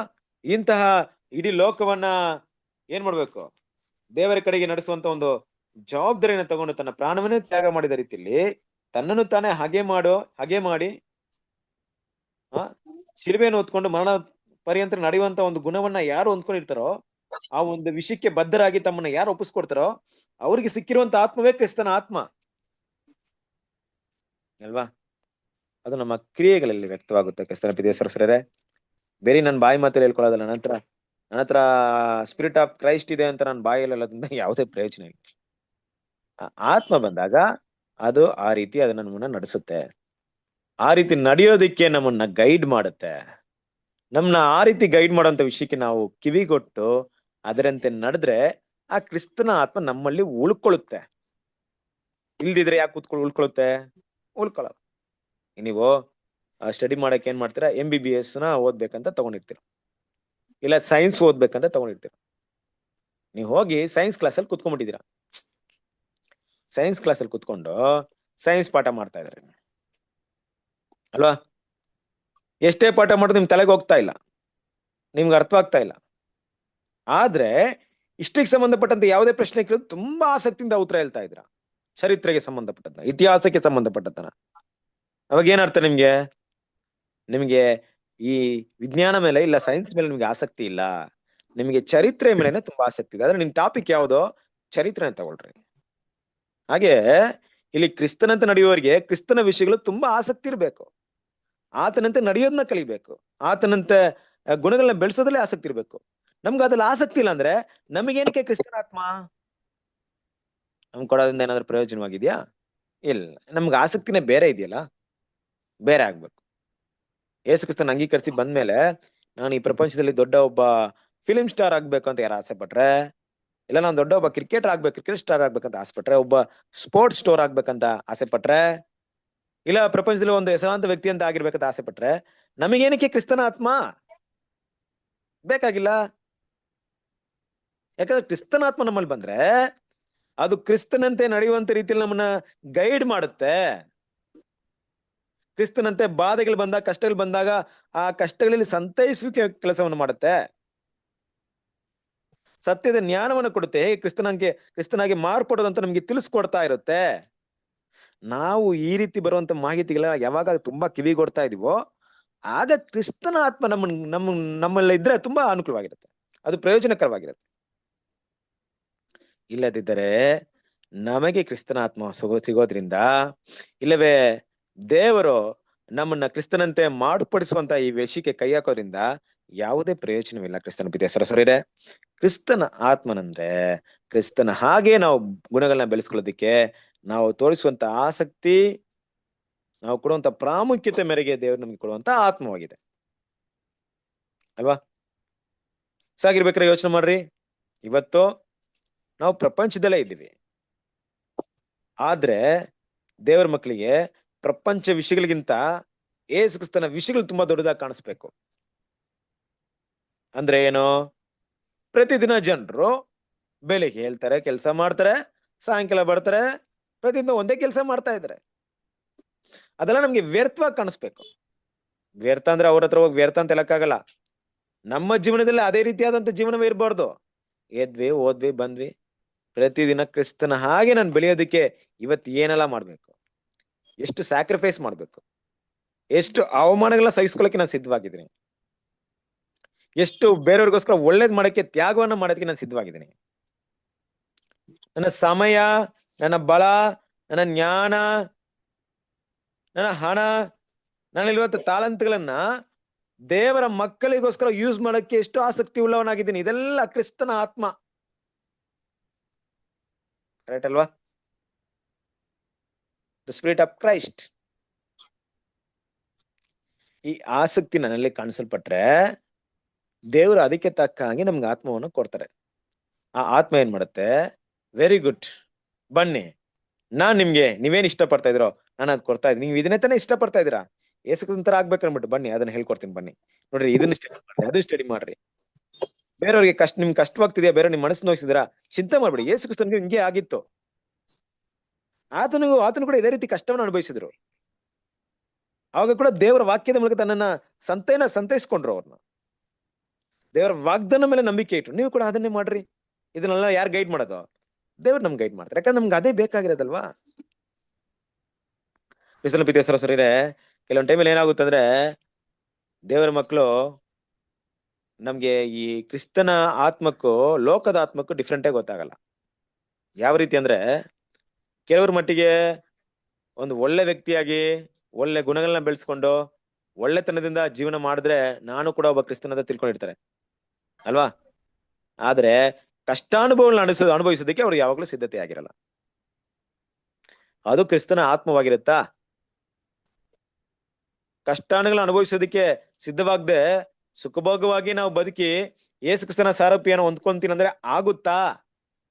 ಆಗಲ್ಲ ಚಾನ್ಸಸ್ ಏನಾದ್ರೂ ಇದೆಯಾ? ದೇವ್ರ ವಾಕ್ಯದ ಪ್ರಕಾರ ಏನಾದ್ರು ಇದೆಯಾ? ಇಲ್ಲ. ಇಲ್ಲ ಬ್ರದರ್. ನಾವು ಪಾಸ್ ಅವ್ರ ಕರ್ತನ ಭೋಜನ ತಗೊಳ್ಳೋದಕ್ಕೆ ಅದೇ ಅರ್ಥ. ಅಂದ್ರೆ ದೇವರ ಮಕ್ಕಳು ಒಳ್ಳೆಯ ಗುಣಗಳನ್ನ ಬೆಳೆಸ್ಕೊಬೇಕು. ಒಳ್ಳೆಯ ಗುಣಗಳನ್ನ ಬೆಳೆಸ್ಕೊಳ್ಳೋದ್ರಿಂದ ಅವರಿಗೆ ಕೆಟ್ಟ ವಿಷಯಗಳೇ ನಡೆಯುತ್ತೆ. ಒಂದ್ ವೇಳೆ ಅವ್ರಿಗೆ ತುಂಬಾ ವಿರುದ್ಧವಾದ ವಿಷಯಗಳೇ ನಡೆಯುತ್ತೆ. ಅಂದ್ರೆ ಏನು? ಇಲ್ಲಿ ದೇವ್ರ ವಿರುದ್ಧವಾದ ವಿಷಯಗಳಂದ್ರೆ ನಮ್ಗೆ ಏನೋ ಆಕ್ಸಿಡೆಂಟ್ ಆಗುತ್ತೆ, ಬೇರೆ ಏನ್ ಸಮಸ್ಯೆ ಬರುತ್ತೆ, ಅದ್ರ ಬಗ್ಗೆ ಹೇಳ್ತಾ ಇಲ್ಲ. ನಾವು ಮಾಡುವಂತ ಒಳ್ಳೆ ಕಾರ್ಯಗಳನ್ನ ಎಲ್ಲರೂ ಗಮನಿಸ್ಬೇಕಂತ ನಾವು ಇಷ್ಟಪಡುವಾಗಿಲ್ಲ. ಅದಕ್ಕೆ ಪ್ರತಿಫಲ ಈ ಭೂಮಿಯಲ್ಲಿ ಸಿಗ್ಬೇಕಂತ ನಾವು ಇಷ್ಟಪಡುವಾಗಿಲ್ಲ. ಕೆಲವೊಂದು ಟೈಮಲ್ಲಿ ನಾವು ಒಳ್ಳೇದ್ ಮಾಡಿದ್ರು ನಮ್ಮನ್ನ ಕೆಟ್ಟದಾಗಿ ಮಾತಾಡೋರು ಇರ್ತಾರೆ. ಆ ಒಂದು ಸಮಯದಲ್ಲೂ ಕ್ರಿಸ್ತನ ಗುಣಲಕ್ಷಣಗಳನ್ನ ನಾವು ತೋರಿಸ್ಬೇಕು. ಇದೇ ದೇವ್ರು ನಮ್ಮನ್ನ ನಡೆಸುವಂತ ರೀತಿ, ಮಾರ್ಗ. ಕಷ್ಟಾನುಭವನ ನಾವು ಹೊಂದ್ಕೊಬೇಕು. ಯಾಕೆ ಈ ಕ್ರಿಸ್ತನ ಆತ್ಮ ನಮ್ಗೆ ಕೊಡಲ್ಪಟ್ಟಿರೋದು? ಯಾಕೆ ಕೊಡಲ್ಪಟ್ಟಿರೋದಂದ್ರೆ ನಾವು ಒಂದು ದಿನ ಕ್ರಿಸ್ತನ ಜೊತೆಗೆ ಜೀವನ ಮಾಡಕ್ ಹೋಗ್ತಾ ಇದೀವಿ. ನಮ್ ಮುಂದಿನ ಲೈಫ್ ಒಳ್ಳೆ ಇದೆ. ನಮ್ ತಂದೆ ತಾಯಿ ನಮ್ಮನ್ನ ಹೆತ್ತರು, ದೊಡ್ಡವರಾದ್ಮೇಲೆ ಮದುವೆ ಮಾಡಿಸ್ಕೊಟ್ರು ಅಲ್ವಾ. ನಮ್ಗೆ ಇಷ್ಟವಾಗಿರ್ಲಿಲ್ವೋ ಒಬ್ರ ಜೊತೆ ಮದುವೆ ಮಾಡ್ಕೊಂಡ್ವಿ. ಜೀವನ ಪರ್ಯಂತ ಏನ್ ಮಾಡ್ತೀವಿ? ಅವ್ರ ಜೊತೆ ನಾವು ಜೀವನ ಮಾಡ್ತೀವಿ ಅಲ್ವಾ. ತುಂಬಾ ಜನರ ಲೈಫಲ್ಲಿ ಹಂಗೆ ಇರೋದು. ಜೀವನ ಮಾಡ್ತೀವಿ, ಬೇರೆ ದಾರಿ ಇಲ್ಲ ನಮ್ಗೆ. ಕಹಿ ಆದ್ರೂ ಸಿಹಿ ಆದ್ರೂ ಕಷ್ಟ ಆದ್ರೂ ನಷ್ಟ ಆದ್ರೂ ಬದುಕ್ತಿವಿ. ಹೀಗೆ ಹೋಗಿ ಕ್ರಿಸ್ತನ್ ಜೊತೆ ಇರ್ತೀರಾ? ನಮ್ಗೂ ಅವರು ಇಷ್ಟ ಆಗ್ತಾ ಇಲ್ಲ, ಅವ್ರಿಗೂ ನಮ್ಗೆ ಇಷ್ಟ ಆಗ್ತಿಲ್ಲ, ಬೇರೆ ದಾರಿ ಇಲ್ದೆ ಆ ರೀತಿ ಏನಾದ್ರು ಇದೆಯಾ ಕ್ರಿಸ್ತನ್ ಜೊತೆಗೆ? ಇಲ್ಲ. ಕ್ರಿಸ್ತನ ಹೇಗಿದ್ರೆ ನಾವು ಆದ ರೀತಿ ಆದ್ರೆ ಮಾತ್ರ ಅವ್ರ ಜೊತೆಗೆ ನಾವ್ ಇರ್ತೀವಿ. ಕ್ರಿಸ್ತನ ಜೊತೆಗೆ ನಾವು ಬೆಳಿತೀವಿ, ಇರ್ತೀವಿ. ಯಾಕೆ ವಿಷಯ ಹೇಳ್ತಾ ಇದ್ದೇನೆ ಅಂದ್ರೆ, ಈ ಭೂಲೋಕದ ಎಲ್ಲಾ ಸಂಬಂಧಗಳು ತಾತ್ಕಾಲಿಕವಾದದ್ದು. ಕ್ರಿಸ್ತನ ಆತ್ಮನಲ್ಲಿ ಬೆಳೆಸ್ಕೊಳ್ಳೋದ್ರಿಂದ ನಾನು ನಿರಂತರವಾಗಿ ಕ್ರಿಸ್ತನ ಜೊತೆಗಿರ್ತೀನಿ ಅಲ್ವಾ. ಇಲ್ಲಿ ಇವತ್ತು ನಾವು ಭೂಮಿಯಲ್ಲಿ ಮದ್ವೆ ಆದ್ಮೇಲೆ ಅನೇಕ ಜವಾಬ್ದಾರಿಗಳನ್ನ ಹೊತ್ಕೊಂಡಿರ್ತೀವಿ. ಕಾರಣ ಏನಪ್ಪಾ ಅಂದ್ರೆ, ನಾವು ಮದುವೆ ಮಾಡ್ಕೊಂಡಿರೋ ಏನೋ ಹೇಳ್ತಾರ ಅವರ ಹಿತಾಸಕ್ತಿನ ಗಮನ ಇದಲ್ಲಿಟ್ಟು, ನಮ್ಮ ಮಕ್ಕಳ ಗಮನವಿಟ್ಟು ನಾವು ಈ ರೀತಿ ನಾವು ಜೀವನ ಮಾಡ್ತಾ ಇರ್ತೀವಿ. ಆದ್ರೆ ಕ್ರಿಸ್ತನ ಒಂದು ವಿಷಯ ತಗೊಂಡಾಗ ಅಲ್ಲಿ ಕೊಡಲ್ಪಟ್ಟಂತ ಟಾಸ್ಕ್ ಎಷ್ಟು ದೊಡ್ಡದಿದೆ. ಇಡೀ ಲೋಕವನ್ನ ದೇವರ ಕಡೆಗೆ ಕರ್ಕೊಂಡ್ಬರ್ಬೇಕು ಅಂದ್ರೆ ಯೋಚನೆ ಮಾಡ್ರಿ. ಇಡೀ ಲೋಕದಲ್ಲಿರುವಂತಹ ಜನರು ಎಂತಹ ಗುಣಗಳನ್ನ ಹೊಂದ್ಕೊಂಡಿರ್ತಾರೆ. ಆ ರೀತಿಯಾದಂತ ಒಂದು ಜನರನ್ನ ದೇವ್ರ ಕಡೆ ನಡೆಸ್ಬೇಕಾದ್ರೆ ಅಂತ ಜನ ನಡೆಸೋದಕ್ಕೆ ನಮ್ಗೆ ಎಂತಹ ಒಂದು ಗುಣಗಳು ಬೇಕು ಗೊತ್ತಾ? ಕ್ರಿಸ್ತನಂತೆ ಇರುವಂತ ಗುಣಗಳಿದ್ರೆ ಮಾತ್ರ ಸಾಧ್ಯ ಇರುತ್ತೆ. ಇಲ್ದಿದ್ರೆ ಆಗಲ್ಲ. ಇಲ್ದಿದ್ರೆ ಖಂಡಿತ ಸಾಧ್ಯ ಇಲ್ಲ. ಕ್ರಿಸ್ತನ ಪ್ರೀತಿಯ ಸರಿದೆ. ಯೋಚನೆ ಮಾಡ್ರಿ. ಪರಲೋಕದ ದೂತರ ಸನ್ನಿಧಿಯಲ್ಲಿ ದೇವರಿಗೆ ಸಮನಾಗಿದ್ರು ಕೂಡ ಅದನ್ನ ಬಿಟ್ಟು ಬರಿದು ಮಾಡ್ಕೊಂಡು ನಮಗೋಸ್ಕರ ಬಂದು ಭೂಮಿಯಲ್ಲಿ ಎಲ್ಲೂ ಕೂಡ ಕಹಿ ಭಾವನೆ ತೋರಿಸದೆ ಸಂತೋಷವಾಗಿ ತನ್ನ ಮುಂದೆ ಇಟ್ಟಿರುವಂತ ಸಂತೋಷಕ್ಕೋಸ್ಕರ ಅವಮಾನ ತಾಳಿದ್ರಂದ್ರೆ ನಾವು ಕೂಡ ಇಂಥ ಗುಣಗಳಿದ್ರೆ ತಾನೆ ಮುಂದೆ ಅಂತ ವಿಷಯಗಳನ್ನೆಲ್ಲ ಅವ್ರನ್ನೆಲ್ಲ ದೇವ್ರ ಕಡೆ ನಡ್ಸಕ್ಕಾಗುತ್ತೆ. ಹಾಗಾಗಿ ದೇವ್ರೇನ್ ಮಾಡ್ತಾ ಇದಾರೆ, ಈ ವಿಷಯಗಳ ಕಡೆಗೆ ಮನಸ್ಸಿಟ್ರೆ ಕ್ರಿಸ್ತನ ಹಾಗೆ ಬೆಳಿಬೇಕಂತ ನಾವು ಮುಂದುವರೆದ್ರೆ ನಮ್ಗೆ ಇನ್ನೊಂದು ವಿಷಯವನ್ನ ಮಾಡೋದಕ್ಕೆ ಟೈಮೇ ಇರಲ್ಲ. ಯಾವ ವಿಷಯ? ಕ್ರಿಸ್ತನ ಹಾಗೆ ಬೆಳಿಬೇಕು. ಕ್ರಿಸ್ತನ ಹಾಗೆ ಬೆಳಿಬೇಕಂತ ನಾವು ಮುಂದುವರಿತಾ ಇದ್ರೆ ದೇವ್ರು ಕ್ರಿಸ್ತನ ಆತ್ಮವನ್ನು ಕೊಡ್ತಾ ಇರ್ತಾರೆ. ಅವಾಗ ಬೇರೊಂದು ವಿಷಯವನ್ನ ಮಾಡಕ್ಕೆ ನಮ್ಗೆ ಸಮಯವಿಲ್ಲ. ಯಾವ್ದಿರ್ಬೋದು? ಶರೀರಾದಿನ ಸ್ವಭಾವನ ಬೆಳೆಸ್ಕೊಳ್ಳೋದಕ್ಕೆ ನಮ್ಗೆ ಸಾಧ್ಯತೆನೇ ಇಲ್ಲ. ಶರೀರಾದಿನ ಸ್ವಭಾವನ ಬೆಳೆಸ್ಕೊಬೇಕಾದ್ರೆ ಹೀಗೆ ಬೆಳೆಸ್ಬೇಕು. ಇದೇ ಮಾರ್ಗ. ಏನ್ ಮಾರ್ಗ? ನಾನು ಶರೀರ ಭಾವನ ಬಿಟ್ಬಿಡ್ತೀನಿ ಅಂದ್ರೆ ಬಿಡಕ್ಕಾಗಲ್ಲ. ರೀಪ್ಲೇಸ್ಮೆಂಟ್ ಮಾಡ್ಬೇಕು. ಆ ಸ್ಥಾನದಲ್ಲಿ, ಆ ಪ್ಲೇಸ್ ಅಲ್ಲಿ ಬೇರೊಂದು ಗುಣಗಳನ್ನ ಬೆಳೆಸ್ಕೊಬೇಕು. ಆಗ ಅದು ತನ್ನಿಂತಾನೆ ಇಲ್ದೆ ಹೋಗ್ಬಿಡುತ್ತೆ. ಕರೆಕ್ಟ್ ಅಲ್ವಾ? ಅದಕ್ಕೆ ಯಾರು ಹೇಳಿದ್ರಂತೆ, ಏನಪ್ಪಾ ಅಂದ್ರೆ, ನನಗೆ ಈ ಒಂದು ಟಿವಿ ಸೀರಿಯಲ್ ನೋಡದೆ ಇರಕ್ಕಾಗಲ್ಲ, ನಾನು ನೋಡ್ಲೇಬೇಕು. ಪ್ರತಿ ದಿನ ನೋಡಿದ್ರೆ ಬ್ರದರ್, ನನ್ ಕೆಲವೊಂದು ವಿಷಯಗಳೆಲ್ಲ ನಾನು ನೋಡ್ತಾ ಇದ್ರೆ ನನ್ಗೆ ಅಭ್ಯಾಸ ಆಗ್ಬಿಟ್ಟಿದೆ, ನೋಡ್ಲೇಬೇಕು ಅಂದ್ರಂತೆ. ಬಿಡಕ್ಕಾಗ್ತಿಲ್ಲ. ಏನ್ ಮಾಡೋದು? ನನಗೆ ಅಭ್ಯಾಸ ಆಗ್ಬಿಟ್ಟಿದೆ. ಅದು ತುಂಬಾ ಆಸಕ್ತಿ ಆಗ್ಬಿಡುದು. ಆಯ್ತು, ಬೈಬಲ್ ಓದಕ್ ಬರುತ್ತಾ? ಬೈಬಲ್ನ ಓದ್ತಾ ಇರಿ ಸಾಕು. ನೀವೇನ ಬಿಡ್ಬೇಕಾಗಿಲ್ಲ. ನೀವ್ ಬೈಬಲ್ ಓದ್ತಾ ಇದ್ರೆ ತನ್ನಿಂತಾನೆ ಬಿಟ್ಬಿಡ್ತೀರಾ. ಹೇಗೆ? ನೀವು ಬೈಬಲ್ ಓದ್ತಾ ಇದ್ರೆ ದೇವ್ರ ವಾಕ್ಯ ನಿಮ್ಮಲ್ಲಿ ಮಾತಾಡ್ತಾ ದೇವ್ರ ವಾಕ್ಯದಲ್ಲಿ ಆಸಕ್ತಿ ಬಂದ್ಬಿಟ್ರೆ ಅದು ನಿಮ್ಗೆ ಕಸವಾಗ್ಬಿಡುತ್ತೆ, ಒಳಸಾಗ್ಬಿಡುತ್ತೆ, ಬಿಟ್ಬಿಡ್ತೀರಾ. ಕ್ರಿಸ್ತನ ತಿಳುವಳಿಕೆಗೋಸ್ಕರ ಅದೆಲ್ಲವೂ ನಿಮ್ಗೆ ಏನಾಗುತ್ತೆ, ವ್ಯರ್ಥವಾಗ್ಬಿಡುತ್ತೆ. ರೀಪ್ಲೇಸ್ಮೆಂಟ್ ಮಾಡಿ.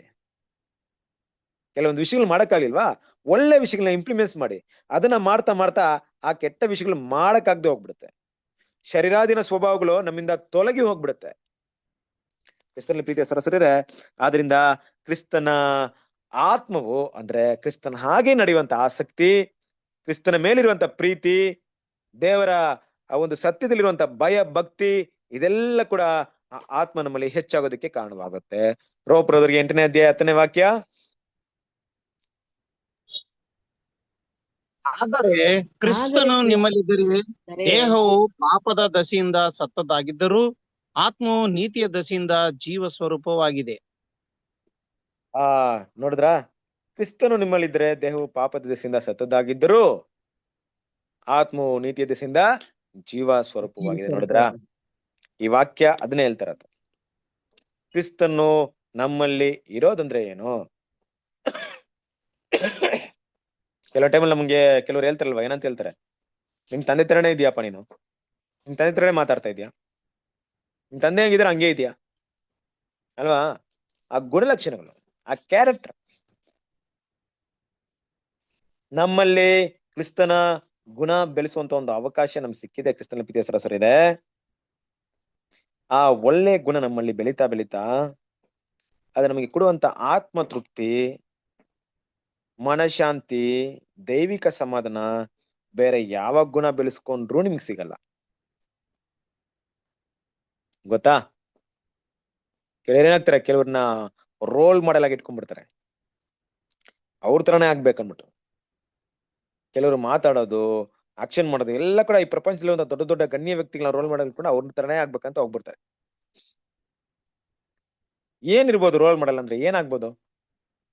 ಏನೋ ಒಂದು ಸ್ಪೋರ್ಟ್ಸ್ ಅಲ್ಲಿ ದೊಡ್ಡ ವ್ಯಕ್ತಿಗಳಾಗ್ಬೋದು, ಇಲ್ಲ ಯಾವುದೋ ಒಂದು ರೀತಿಯಲ್ಲಿ ಮೇಲಿನ ಹಂತಕ್ಕೆ ಹೋಗಿ ಏನ್ ಮಾಡ್ಬೋದು, ದುಡ್ಡನ್ನ ಸಂಪಾದನೆ ಮಾಡ್ಬೋದು, ಜನರ ಗೌರವನ ಪಡ್ಕೊಬಹುದು, ಇಲ್ಲವೇ ದೇಶಕ್ಕೋಸ್ಕರ ಒಂದು ತ್ಯಾಗ ಮಾಡಿ ಹೆಸರನ್ನ ಗಳಿಸಬಹುದು, ಏನೆಲ್ಲ ಮಾಡ್ಬೋದು. ಆದ್ರೆ ದೇವ ಜೊತೆಗೆ ಐಕ್ಯವಾಗಿರುವಂತ ಅವಕಾಶ ಸಿಕ್ಕುತ್ತಾ ಅವ್ರಿಗೆ? ಇಲ್ವೇ ಇಲ್ಲ. ಮುಂದಿನ ಲೋಕದ ವೈಭವ ಯೋಜನೆ ಬಗ್ಗೆ ಅವ್ರಿಗೆ ಏನ ತಿಳ್ಕೊಳ್ಳೋ ಸಾಧ್ಯತೆ ಇದೆಯಾ? ಇಲ್ವೇ ಇಲ್ಲ. ಯೋಚನೆ ಮಾಡ್ರಿ. ಇವತ್ತು ದೇವ್ರ ಮಕ್ಳು ನಮಗೆ ಎಂತ ಒಂದು ದೊಡ್ಡ ಅವಕಾಶಗಳು ಸಿಕ್ಕಿದೆ, ಎಂತ ದೊಡ್ಡ ಬ್ಲೆಸ್ಸಿಂಗ್ ಸಿಕ್ಕಿದೆ. ಕೆಲವೊಂದ್ ಟೈಮಲ್ಲಿ ಈ ಲೋಕದ ವಿಷಯಗಳು ನಮಗೆ ಈ ವಿಷಯವನ್ನ ಮಂದ ಮಾಡಬಹುದು. ಆದ್ರೆ ಕ್ರಿಸ್ತನು ನಿಮ್ಮಲ್ಲಿ ಇದ್ದರೆ, ಅಂದ್ರೆ ಕ್ರಿಸ್ತನ ಗುಣಗಳು ನಮ್ಮನ್ನ ಬೆಳೆಸ್ಕೊಳ್ಳಕ್ಕೆ ಪ್ರತಿದಿನ ಪ್ರಯತ್ನ ಪಡ್ತಾ ಇದ್ರೆ ಕ್ರಿಸ್ತನ ಪ್ರೀತಿಯ ಸಹೋದರರೇ, ಚೆನ್ನಾಗಿ ತಿಳ್ಕೊಳ್ರಿ ಒಂದು ವಿಷಯವನ್ನ. ನಿಮ್ಮ ಅಕ್ಕಪಕ್ಕ ಇರುವಂತ ಎಲ್ಲರೂ ಜನರನ್ನ ಗಮನಿಸ್ರಿ. ಅವಾಗ ಅವ್ರು ಪಡುವಂತ ಕಷ್ಟವನ್ನ ಸ್ವಲ್ಪ ನೋಡಿ ಈ ರೀತಿ ಯೋಚನೆ ಮಾಡಿ. ಒಂದ್ ವೇಳೆ ಕ್ರಿಸ್ತನು ತಿಳಿದೆ ನಾನು ಇಲ್ಲಿದ್ರೆ ಏನಾಗ್ತಿದ್ದೆ? ಇದೇ ತರ ಇರ್ತಾ ಇದ್ದೆ, ಅವ್ರ ತರ ಇರ್ತಾ ಇದ್ದೆ. ನೀವೇನ್ ಮಾಡ್ಬೇಕಾಗಿಲ್ಲ, ಒಂದ್ ವಿಷಯವನ್ನ ಮಾಡ್ಬೇಕಾಗಿಲ್ಲ ಅಲ್ವಾ? ಕೆಲವೊಂದ್ ಜನರು ಪಡುವಂತ ಕಷ್ಟವನ್ನ ನೋಡಿದಾಗ ನಿಮ್ಗೆ ಅರ್ಥವಾಗುತ್ತೆ. ನಾವು ಹಾಗೇ ಆಗ್ಬೇಕಂತ ಅವಶ್ಯಕತೆ ಇಲ್ಲ. ನಾವು ಕ್ರಿಸ್ತನ ತಿಳಿದಿದ್ರೆ ಇದೇ ರೀತಿ ಇರ್ತಾ ಇದ್ವಿ ಅಲ್ವಾ? ಇವತ್ತು ದೊಡ್ಡ ದೊಡ್ಡ ಶ್ರೀಮಂತರ ಪರಿಸ್ಥಿತಿ ಹೆಂಗಿದೆ ಗೊತ್ತಾ? ಪ್ರಪಂಚದಲ್ಲಿ ಹಣ ಇರೋರು, ಅಬ್ಬ ನಮ್ಮ ಇಲ್ಲಿ ಬೆಂಗಳೂರಲ್ಲಿ ನಿಮ್ಗೆ ಗೊತ್ತಿರ್ಬೇಕನ್ನೋ ಗೊತ್ತಿಲ್ಲ, ಸುಮಾರು 900 ಕೋಟಿ ಏನಂತೆ. ಸಿಜೆ ಜೋಶಿ ಅಂತ ಏನಾಯ್ತು ಅವ್ರ ವ್ಯಕ್ತಿ ಹೆಸರು, ರಾಯ್ ಅಂತ, ಸಿಜೆ ರಾಯ್ ಅಂದ್ಬಿಟ್ಟು ದೊಡ್ಡ ಒಂದು ಬಿಸ್ನೆಸ್ ಮ್ಯಾನ್. ಏನಂತ ಗೊತ್ತಿಲ್ಲ, ಹೋದ್ರು ಆಫೀಸ್ ರೋಡೆ ನಮ್ಮ ಈ ಫುಲ್ ಇಲ್ಲಿ ಪೊಲೀಸ್ ಎಲ್ಲ ಫುಲ್ ಬ್ಲಾಕ್ ಮಾಡ್ಬಿಟ್ಟಿದ್ರು. ಅವ್ರು ಆಫೀಸ್ ರೋಡೆ ಹೋಗಿ ಗನ್ ತಗೊಂಡೋಗಿ ಶೂಟ್ ಮಾಡ್ಕೊಂಡ್ಬಿಟ್ಟಿದ್ದಾರೆ. ದುಡ್ಡಿತ್ತು, ನಿಮ್ಮದೇ ಇರ್ಲಿಲ್ಲ ಅಲ್ವಾ? ಎಷ್ಟು ಜನರು ಇವತ್ತು ನಟನೆ ಮಾಡೋರೆಲ್ಲ ನಿಜ ಜೀವನದಲ್ಲಿ ಆ ನಿಮ್ಮದಿ ಸಂತೋಷ ಇಲ್ಲದೆ ಇದಾರೆ. ಕ್ರಿಸ್ತನ ಪ್ರೀತಿಯ ಸಹೋದರರೇ, ಅವ್ರಿಗೆ ಯಾರಿಗೂ ನಾವು ಅನುಭವಿಸಿರುವಂತ ದೈವಿಕ ಸಮಾಧಾನ, ತೃಪ್ತಿ, ಸಂತೋಷ ಗೊತ್ತೇ ಇಲ್ಲ. ಗೊತ್ತಾಗ್ಬಿಟ್ಟಿದ್ರಂತೂ ಅವ್ರೆಲ್ಲಾ ವಿಷಯಗಳನ್ನ ತೆಗೆದು ಬಿಸಾಕ್ಬಿಡ್ತಾರೆ. ಯಾಕಂದ್ರೆ ನಿಮಗೂ ನಮಗೂ ಅಷ್ಟು ದೊಡ್ಡ ವಿಷಯ ಸಿಕ್ಕಿದೆ. ನಿಜ ಹೇಳ್ತಾ ಇದೀನಿ. ಕೆಲವ್ರಿಗಂತೂ ಅದು ಬೆಲೆನೇ ಗೊತ್ತಿರಲ್ಲ. ನಮ್ಗೆ ಸಿಕ್ಕಿರುವಂತ ಸಂತೋಷ, ಸಮಾಧಾನ. ನಾವು ಬಡತನಲ್ಲಿ ಇದಿರ್ಬೋದು, ನಮ್ಗೆ ಈ ಪ್ರಪಂಚದಲ್ಲಿ ಏನೂ ಇಲ್ದಿರ್ಬೋದು, ಆದ್ರೆ ನಮ್ಗಿರುವಂತ ಆ ಮನಃಶಾಂತಿ ಇದೆಯಲ್ಲ, ಅದು ತುಂಬಾ ದೊಡ್ಡದು. ಕ್ರಿಸ್ತನ ಪ್ರೀತಿಯ ಸಹೋದರರೇ, ಅಲ್ವಾ? ಇದೆಲ್ಲ ಹೇಗ್ ಸಿಗ್ತಿದೆ ನಮ್ಗೆ? ಯಾಕಂದ್ರೆ ನಾವು ಕ್ರಿಸ್ತನ ಹೆಜ್ಜೆಜಡಿ ನಡೆಯಕ್ಕೆ ಪ್ರಯತ್ನ ಪಡ್ತಾ ಇದೀವಿ. ಆತನಂತೆ ದೇವರ ಬಳಿಗೆ ಹತ್ರಕ್ಕೆ ಹೋಗ್ತಾ ಹೋಗ್ತಾ ಇಂತಹ ಗುಣಗಳು ನಮ್ಮಲ್ಲಿ ಬರ್ತಾ ಇದೆ, ಇಂತಹ ಮನಃಶಾಂತಿ ನಮ್ಗೆ ಸಿಗ್ತಾ ಇದೆ. ಅದಕ್ಕೆ ಕ್ರಿಸ್ತನು ನಿಮ್ಮಲ್ಲಿದ್ರೆ ದೇಹವು ಪಾಪದ ದೆಸೆಯಿಂದ ಸತ್ತದ್ದಾಗಿದ್ದರೂ, ಅಂದ್ರೆ ದೇಹ ಪಾಪವನ್ನ ಮಾಡಕ್ ಆಗ್ತಾ ಇಲ್ಲ. ಈಗ ಮಾಡಕ್ ಆಗ್ತಿಲ್ಲ ಅಂದ್ರೇನು? ಸತ್ತೋಗ್ಬಿಟ್ಟಿದೆ. ಸತ್ತೋಗಿರೋ ಮನುಷ್ಯ ಏನ್ ಮಾಡ್ತಾನೆ? ಏನಾದ್ರು ಗೊತ್ತಾ ಅವ್ನಿಗೆ? ಏನು ಗೊತ್ತಾಗಲ್ಲ ಅಲ್ವಾ? ಆತ್ಮವು ನೀತಿಯ ದೆಸೆಯಿಂದ ಜೀವ ಸ್ವರೂಪವಾಗಿದೆ. ಅಂದ್ರೆ ನಮ್ಮಲ್ಲಿ ಹೊಸ ಸೃಷ್ಟಿ, ನೂತನ ಸೃಷ್ಟಿ ಏನಾಗ್ತಿದೆ? ದಿನ ದಿನ ಬೆಳಿತಾ ಇರುತ್ತೆ. ಹೊಸ ಸೃಷ್ಟಿ ದಿನ ದಿನ ಬೆಳಿಬೇಕು, ಪಾಪದ ಸ್ವಭಾವ ದಿನ ದಿನ ಸಾಯ್ಬೇಕು ಅಂದ್ರೆ ನಮ್ಮಲ್ಲಿ ಯಾರಿರ್ಬೇಕು? ಯಾರಿರ್ಬೇಕು ವಾಕ್ಯದ ಪ್ರಕಾರ?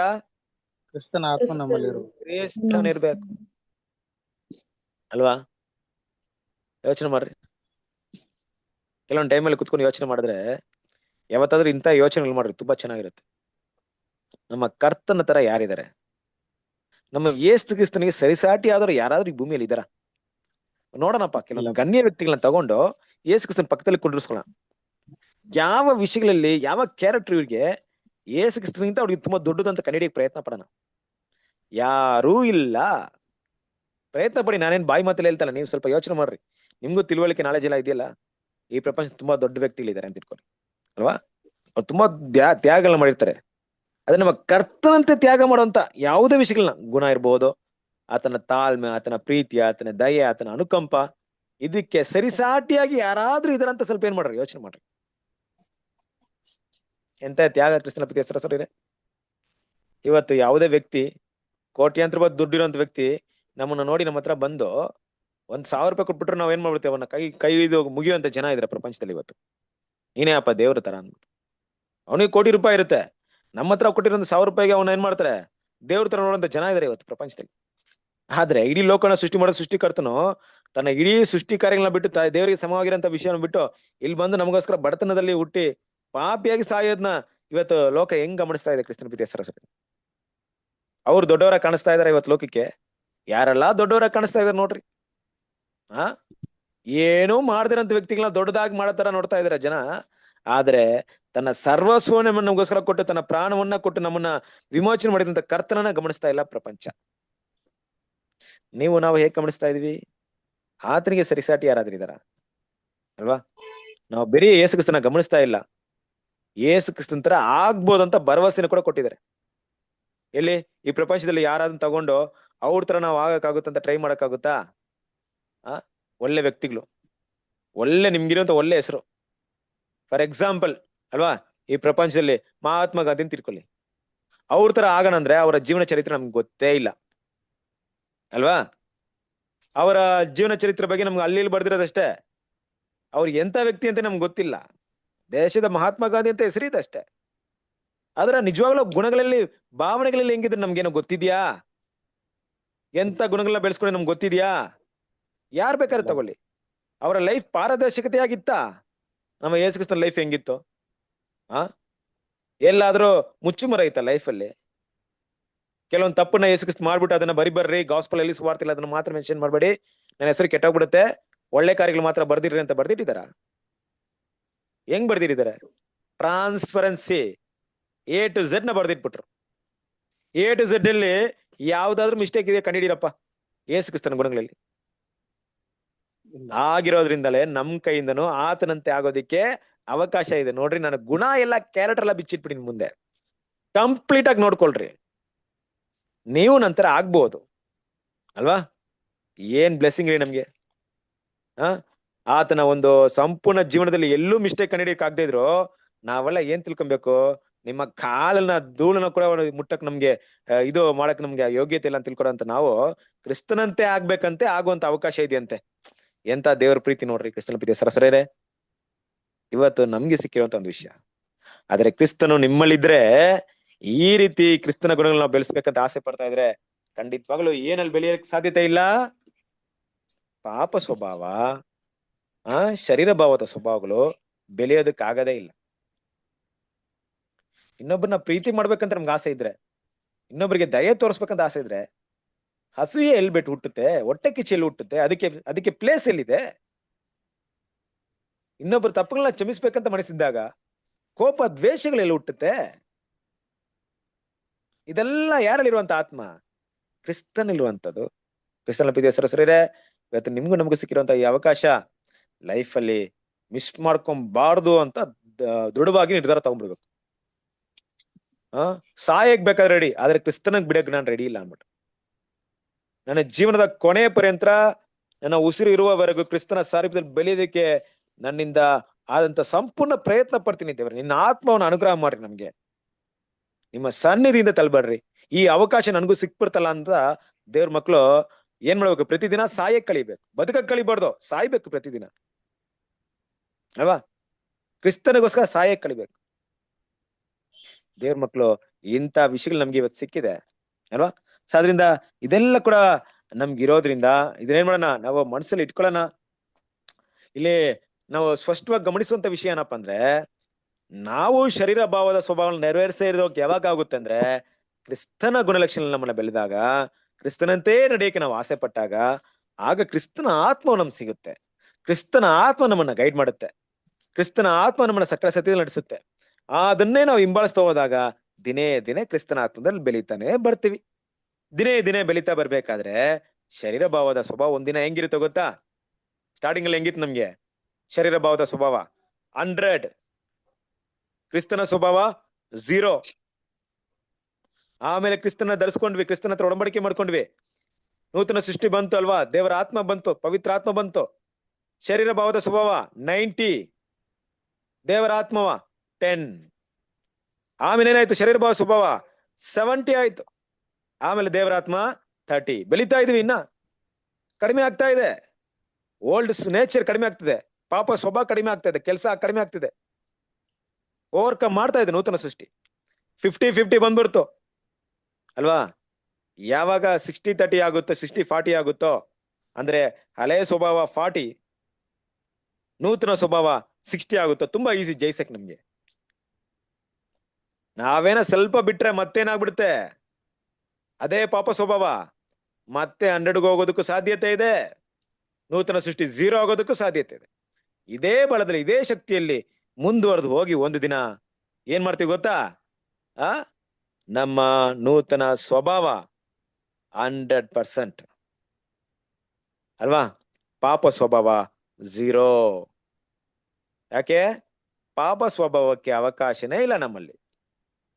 ಎಲ್ಲ ಒಳ್ಳೆ ಗುಣಗಳಿದ್ರೆ ಕೆಟ್ಟ ಗುಣಗಳಿಗೆ ಅವಕಾಶ ಇಲ್ಲ. ಗಲಾತ್ಯದವರಿಗೆ 5ನೇ ಅಧ್ಯಾಯ 20ನೇ ವಾಕ್ಯದಲ್ಲಿ ಬರುವಂತ ಎಲ್ಲಾ ವಿಷಯಗಳು ಅದು ನಮ್ಮ ದೇಹದಲ್ಲಿ ನಡಿಬೇಕು. ಗಲಾತ್ಯದವರಿಗೆ 5ನೇ ಅಧ್ಯಾಯ 22ನೇ ವಾಕ್ಯದಲ್ಲಿ ಬರುವಂತ ಪವಿತ್ರಾತ್ಮನ ಗುಣಗಳು, ಫಲಗಳು ಅದು ನಮ್ಮ ದೇಹದಲ್ಲಿ ನಡಿಬೇಕು. ಎರಡು ಆಪೋಸಿಟ್ ಆಗಿರೋದು. ಪವಿತ್ರಾತ್ಮ ಗುಣಗಳನ್ನ ಸಂಪೂರ್ಣವಾಗಿ ನಾವು ಬೆಳೆಸ್ಕೊಳ್ತಾ ಆ 20ನೇ ಅಧ್ಯಾಯ 19-20ನೇ ಅಧ್ಯಾಯದಲ್ಲಿ ಬರುವಂತ ವಾಕ್ಯದಲ್ಲಿ ಬರುತ್ತಲ್ಲ, ಗಲಾತ್ಯ 5ನೇ ಅಧ್ಯಾಯ 19-20, ಅದ್ರಲ್ಲಿ ಬರುವಂತ ವಿಷಯಗಳಿಗೆ ಅವಕಾಶ ಇರಲ್ಲ, 0 ಆಗಿರುತ್ತೆ. ಕರೆಕ್ಟಾ? ಒಂದ್ಸರಿ ಆ ವಾಕ್ಯವನ್ನು ಓದಿ ನಾವು ಮುಗಿಸ್ಬಿಡೋಣ. ಓದ್ರಿ ಗಲಾತ್ಯದವರಿಗೆ 5ನೇ ಅಧ್ಯಾಯ 19 ಮತ್ತು 20ನೇ ವಾಕ್ಯ. ಶರೀರ ಭಾವದ ಕರ್ಮಗಳು ಪ್ರಸಿದ್ಧವಾಗಿಯೇ ಅವೆ. ಯಾವುವೆಂದರೆ ಜಾರತ್ವ, ಬಂಡುತನ, ನಾಚಿಕೆಗೇಡಿತನ, ವಿಗ್ರಹಾರಾಧನೆ, ಮಾಟ, ಹಗೆತನ, ಜಗಳ, ಹೊಟ್ಟೆ ಕಿಚ್ಚು, ಸಿಟ್ಟು, ಕಕ್ಷಭೇದ, ಭಿನ್ನಮತ, ಮತ್ಸರ, ಕುಡಿಕತನ, ದುಂದೌತಣ ಇಂಥವುಗಳೇ. ಇವುಗಳ ವಿಷಯದಲ್ಲಿ ಇದು ನೋಡಿ, ಈ ಲಿಸ್ಟ್ ಅಲ್ಲಿ ಇದೆಯಲ್ಲ, ಈ ಲಿಸ್ಟ್ ಎಲ್ಲ ಶರೀರ ಭಾವದ ಸ್ವಭಾವಗಳು. ಇದನ್ನ ದೇವ್ರ ಮಕ್ಳು ನಾವು ನೋಡ್ಕೊಬೇಕು. ನಮ್ಮಲ್ಲಿ ಎಲ್ಲಾದ್ರೂ ಈ ಶರೀರ ಭಾವದ ಸ್ವಭಾವಗಳು ಇದೆಯಾ ಅಂದ್ಬಿಟ್ಟು ಇದನ್ನ ನಾವು ಜಯಿಸ್ಬೇಕು ಅಂದ್ರೆ, ಈ ಒಂದು ವಾಕ್ಯ ಅಲ್ಲಿ ನೋಡಿ ಏನೆಲ್ಲ ಇದೆ, ಅದನ್ನ ಬಿಟ್ಬಿಡ್ತೀನಿ, ನಾಳೆ ದಿವಸ ಚೇಂಜ್ ಮಾಡ್ಕೊಂಡ್ಬಿಡ್ತೀನಿ, ನಾಳೆ ದಿವಸ ಇದನ್ನೆಲ್ಲ ಮಾಡಲ್ಲ ಅಂದ್ರೆ ಖಂಡಿತ ಆಗಲ್ಲ, ಯಾರ ಕೈಯಿಂದನೂ ಆಗಲ್ಲ. ಅದನ್ನ ರೀಪ್ಲೇಸ್ ಮಾಡ್ಬೇಕು. ಬದಲಾಗಿ ಏನ್ ಮಾಡ್ಬೇಕಂದ್ರೆ, ಗಲಾತ್ಯದವರಿಗೆ 5ನೇ ಅಧ್ಯಾಯ 22ನೇ ವಾಕ್ಯದಲ್ಲಿರುವಂತ ಗುಣಗಳನ್ನ, ಕ್ರಿಸ್ತನಲ್ಲಿ ಕಾಣಿಸಲ್ಪಟ್ಟಂತ ಗುಣಗಳನ್ನ ಬೆಳೆಸ್ಕೊಬೇಕು. ಹೋದ್ರೆ 5ನೇ ಅಧ್ಯಾಯ 22ನೇ ವಾಕ್ಯ. ಆದರೆ ದೇವರಾತ್ಮನಿಂದ ಉಂಟಾಗುವ ಫಲವೇನೆಂದರೆ ಪ್ರೀತಿ, ಸಂತೋಷ, ಸಮಾಧಾನ, ದೀರ್ಘಶಾಂತಿ, ದಯೆ, ಉಪಕಾರ, ನಂಬಿಕೆ, ಸಾಧುತ್ವ, ಕ್ಷಮೆ, ದಮೆ ಇಂಥವುಗಳೇ. ನೋಡಿದ್ರಾ? ಇಂಥ ಕ್ಯಾರೆಕ್ಟರ್ ಎಲ್ಲ, ಇಂಥ ಫಲಗಳೆಲ್ಲ ನಮ್ಮಲ್ಲಿ ಬೆಳೀತಾ ಕ್ರಿಸ್ತನ ನೋಡ್ತಾ ಇದನ್ನೆಲ್ಲ ಬೆಳೆಸ್ಕೊಳ್ತೀವಿ. ಇದೆಲ್ಲ ಕ್ರಿಸ್ತನಲ್ಲಿರೋದು. ಇದೆಲ್ಲ ಗುಣಗಳು ಎಲ್ಲಿದೆ? ಕ್ರಿಸ್ತನ ಜೀವನದಲ್ಲಿ, ಆತನ ಮಾದರಿಯಲ್ಲಿದೆ. ನಾವು ಆತನ ನೋಡಿ ನೋಡಿ ಏನ್ ಮಾಡ್ತಿದ್ವಿ, ಇದನ್ನ ಕಲಿತಾ ಕೊನೆಗೆ ಏನಾಗುತ್ತೆ, ನಮ್ಗೆ ಸಂಪೂರ್ಣವಾಗಿ ಲೈಫ್ ಬರುತ್ತೆ. ಆತ್ಮಿಕ ಒಂದು ಸ್ವಭಾವಕ್ಕೆ, ನೂತನ ಸೃಷ್ಟಿಗೆ ಕಂಪ್ಲೀಟ್ ಲೈಫ್ ಬರುತ್ತೆ.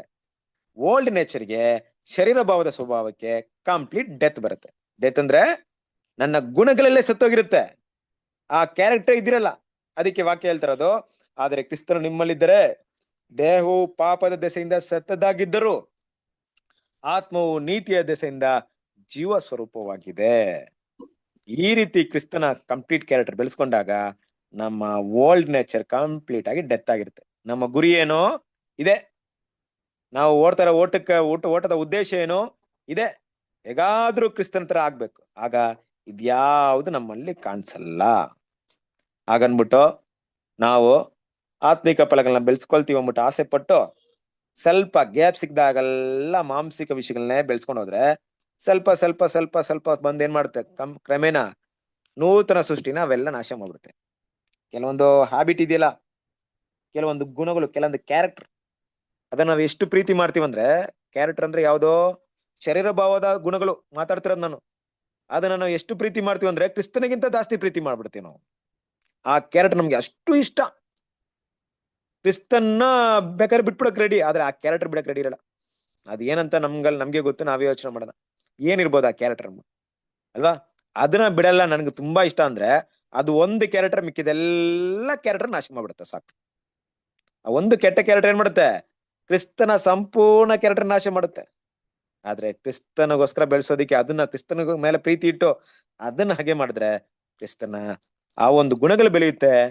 ಬರ್ತಾ ಬರ್ತಾ ಏನಾಗುತ್ತೆ, ನಾವು ಜೀವ ಸ್ವರೂಪ ಅಲ್ವಾ, ನೀತಿಯ ನಿಮಿತ್ತ ಆ ಒಂದು ಕ್ರೈಸ್ಟ್ ಲೈಕ್ನೆಸ್ಗೆ ನಾವು ಬಂದಿರ್ತೀವಿ.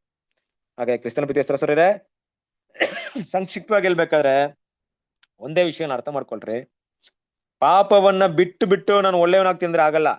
ಪಾಪದ ಸ್ಥಳದಲ್ಲಿ ನೀತಿಗೆ ಸಂಬಂಧಪಟ್ಟಂತ ಕ್ರಿಸ್ತನ ಗುಣಗಳನ್ನ ಅಲ್ಲಿ ಬೆಳೆಸ್ಕೊಳ್ಳಕ್ಕೆ ಪ್ರಯತ್ನ ಪಟ್ರೆ ಪಾಪ ತನ್ನಿಂದ ತಾನೇ ನಮ್ಮಿಂದ ಇಲ್ಲದೆ ಹೋಗುತ್ತೆ. ನಾವು ಅಂತ ವಿಷಯಗಳಿಗೆ ಪ್ರಾಮುಖ್ಯತೆ ಕೊಡೋಣ. ಆ ರೀತಿ ಕ್ರಿಸ್ತನ ಮಾದರಿಯನ್ನ ಮುಂದೆ ಇಟ್ಟು ಕ್ರಿಸ್ತನ ಹಾಗೆ ಬೆಳೆಯೋದಿಕ್ಕೆ ದೇವ್ರು ನಮ್ಗೆ ಸಹಾಯ ಮಾಡ್ಲಿ. ದೇವ್ರು ತಾನೇ ಇವತ್ತಿನ ಪಾಠವನ್ನ ಆಶೀರ್ವದಿಸಲಿ.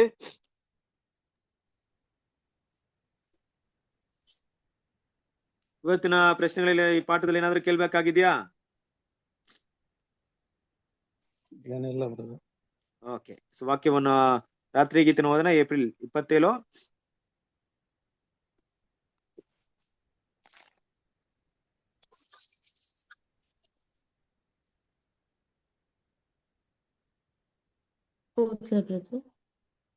ಓದಿ ಇಷ್ಟವಾಗಿ. ಏಪ್ರಿಲ್ 27 ರಾತ್ರಿಯ ಗೀತೆಗಳು. ದೇವರ ಪ್ರೀತಿ ಏನೆಂದರೆ ಆತನ ಆಜ್ಞೆಗಳನ್ನು ಕೈಕೊಂಡು ನಡೆಯುವುದೇ. ಆತನ ಆಜ್ಞೆಗಳು ಕಠಿಣವಾದವುಗಳಲ್ಲ.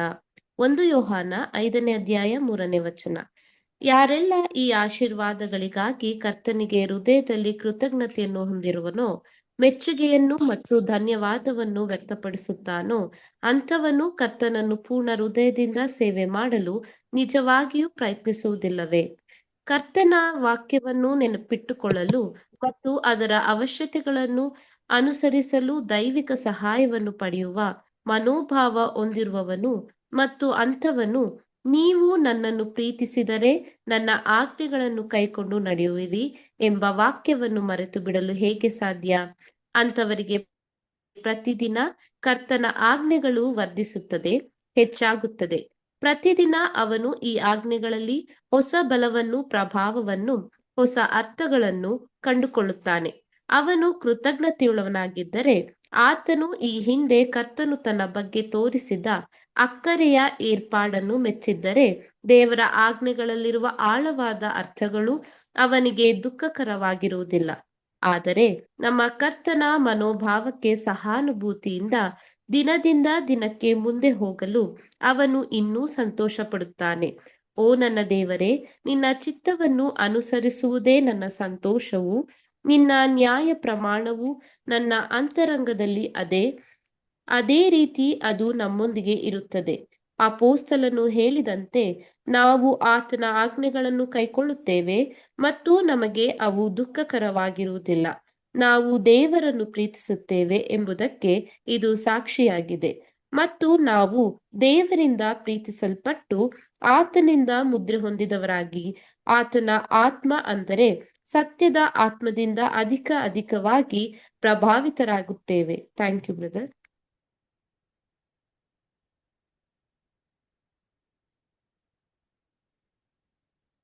Thank you sister. ಪ್ರೀತಿಯ ಸರಸ್ವರರೇ, ಇವತ್ತಿನ ಒಂದು ರಾತ್ರಿ ಗೀತೆ ನಾವು ಓದಿದಂತ ಒಂದು ಪಾಠಕ್ಕೆ ಎಷ್ಟು ತುಂಬಾ ಹತ್ತಿರವಾಗಿದೆಯಲ್ಲ, ಗಮನಿಸಿದೀರಾ? ತುಂಬಾ ನಿಯರೆಸ್ಟ್ ಆಗಿದೆ ಅಲ್ವಾ? ನೋಡ್ರಿ, ದೇವರ ಪ್ರೀತಿ ಏನಂದ್ರೆ ಆತನ ಆಜ್ಞೆಗಳನ್ನು ಕೈಗೊಂಡು ನಡೆಯುವುದೇ. ಆತನ ಆಜ್ಞೆಗಳು ಕಠಿಣವಾದವುಗಳಲ್ಲ. ಅಂದ್ರೆ ನಿಜವಾಗ್ಲೂ ಪ್ರೀತಿ ಇಟ್ಬಿಟ್ರೆ ಕ್ರಿಸ್ತನ ಸ್ವಭಾವನ ಬೆಳೆಸ್ಕೊಳ್ಳೋದು ಕಷ್ಟ ಅಲ್ಲ, ದೇವ್ರನ್ನ ಪ್ರೀತಿ ಮಾಡೋದಾಗಿದ್ರೆ ಅಲ್ವಾ? ಖಂಡಿತ ತುಂಬಾ ಈಸಿ ಆಗುತ್ತೆ. ಅಂದ್ರೆ ದೇವ್ರನ್ನ ಪ್ರೀತಿ ಮಾಡಿಲ್ಲ ಅಂದ್ರೆ ಚಿಕ್ಕ ಚಿಕ್ಕ ವಿಷಯ ಕೂಡ ನಮ್ಗೆ ದೊಡ್ಡ ಕಷ್ಟವಾಗಿರುತ್ತೆ. ಹಾಗಾಗಿ ಏನ್ ಮಾಡಬೇಕಂದ್ರೆ ದೇವ್ರ ಮಕ್ಳು ಇದನ್ನ ಮನಸ್ಸಲ್ಲಿ ಇಟ್ಕೊಂಡು ಈ ಒಂದು ವಿಷಯ ಇವತ್ತಿನ ಪಾಠಕ್ಕೆ ತುಂಬಾ ಹತ್ರವಾಗಿದೆ. ದೇವರ ಹತ್ರ ಬರೋಣ, ದೇವರ ಕೃಪಾಸನದ ಮುಂದೆ ಬರೋಣ. ಖಂಡಿತವಾಗ್ಲೂ ದೇವ್ರ ಬಲವನ್ನ ಕೊಡ್ತಾರೆ. ಕ್ರಿಸ್ತನ ಹೆಚ್ಚಾಗಿ ಪ್ರೀತಿ ಮಾಡೋಣ, ದೇವರನ್ನ ಹೆಚ್ಚಾಗಿ ಪ್ರೀತಿ ಮಾಡೋಣ. ಆತನ ಗುಣಲಕ್ಷಣ ಬೆಳೆಸ್ಕೊಳ್ಳೋದು ನಮ್ಗೆ ಕಷ್ಟವಾಗಿರೋದಿಲ್ಲ. ದೇವ್ರ ತಾನೇ ಇವತ್ತಿನ ಪಾಠಗಳನ್ನ ಆಶೀರ್ವದಿಸಲಿ. ಕೊನೆಯದಾಗಿ ನಾವು ಪ್ರಾರ್ಥನೆ ಮಾಡಿ ಇವತ್ತಿನ ಕೂಟವನ್ನ ಅಂತ್ಯ ಮಾಡೋಣ.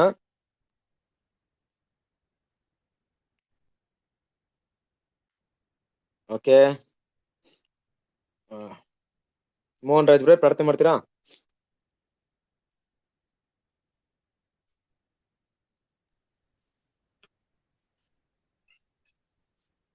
ಮೋಹನ್ ರಾಜ್ ಬ್ರದರ್. ಹಾ ಬ್ರದರ್. ಪ್ರಾರ್ಥನೆ ಮಾಡಿ. ಓಕೆ ಬ್ರದರ್, ಪ್ರಾರ್ಥನೆ ಮಾಡೋಣ. ನಮ್ಮನ್ನು ಬಾಳವಾಗಿ ಪ್ರೀತಿ ಮಾಡಿಕೊಂಡು ಬಂದಿರತಕ್ಕಂತ ನಮ್ಮ ಪರಲೋಕದ ಜೀವುಳ ನಮ್ಮ ತಂದೆಯಾದ ದೇವ್ರೆ, ಮತ್ತೊಂದು ಆವರ್ತಿ ನಿನಗೆ ಸ್ತೋತ್ರ ಮಾಡ್ತೇವೆ. ಈ ಸಂಜೆ ವೇಳೆಯಲ್ಲಿ ತಂದೆಯಾದ ದೇವರೇ, ಬ್ರದರ್ ಅವ್ರ ಮೂಲಕ ಕೊಟ್ಟಂತ ಒಳ್ಳೆ ವಾಕ್ಯಗಳಿಗಾಗಿ ನಿನಗೆ ಸ್ತೋತ್ರ ಮಾಡ್ತೇವೆ. ಶರೀರ ಭಾವದ ಕುರಿತು, ಕ್ರಿಸ್ತನ ಆತ್ಮದ ಕುರಿತು ಅನೇಕ ವಿಷಯಗಳನ್ನು ನಮಗೆ ಅವ್ರ ಮೂಲಕ ತಿಳಿಪಡಿಸಿದ್ರೆ ನಿಮ್ ಸ್ತೋತ್ರ. ಆ ವಾಕ್ಯಗಳನ್ನ ಅರ್ಥ ಮಾಡಿಕೊಳ್ಳುವಂತ ಜ್ಞಾನವನ್ನು ಸಹ ನಮಗೆ ಕೊಟ್ಟಿದ್ದೀನಿ, ನಿನಗೆ ಸ್ತೋತ್ರ ಮಾಡ್ತೇವೆ ದೇವ್ರೆ. ಇಂಥ ವಾಕ್ಯಗಳು ಅನೇಕರಿಗಿಲ್ಲ ತಂದೆ, ನಮ್ಗಾದ್ರೂ ಕೊಟ್ಟದಕ್ಕಾಗಿ ನಿನಗೆ ಕೊಡಿ ಸ್ತೋತ್ರಗಳನ್ನು ಸಲ್ಲಿಸೋರಾಗಿದ್ದೇವೆ. ವಿಶೇಷವಾಗಿ ಬ್ರದರ್ ಅವರ ಕುಟುಂಬವನ್ನು ಆಶೀರ್ವದಿಸು, ಇನ್ನು ಹೆಚ್ಚಿನ ಜ್ಞಾನ ಅವರಿಗೆ ದಯಪಾಲಿಸು. ಇನ್ನು ಅನೇಕ ವಿಷಯಗಳನ್ನು ಅವ್ರ ಮೂಲಕ ನಮಗೆ ತಿಳಿಪಡಿಸೆಂದು ಬೇಡಿಕೊಳ್ಳುತ್ತೇವೆ.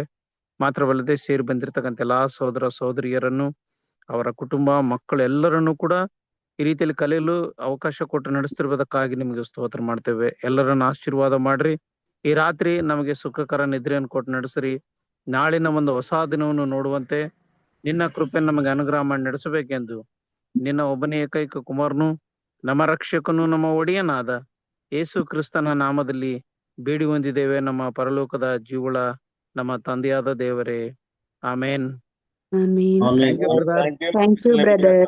ನಮಸ್ತೆ. ದೇವ್ರ ನಿಮ್ಮೆಲ್ಲ Namaste, all brother. ನಮಸ್ತೆ ಬ್ರದರ್, ನಮಸ್ತೆ. ನಮಸ್ತೆ. Namaste. Good night. ಎಲ್ಲರಿಗೂ ಬ್ರದರ್ ಸಿಸ್ಟರ್ ಎಲ್ಲರಿಗೂ ಗುಡ್ ನೈಟ್. ನಮಸ್ತೆ.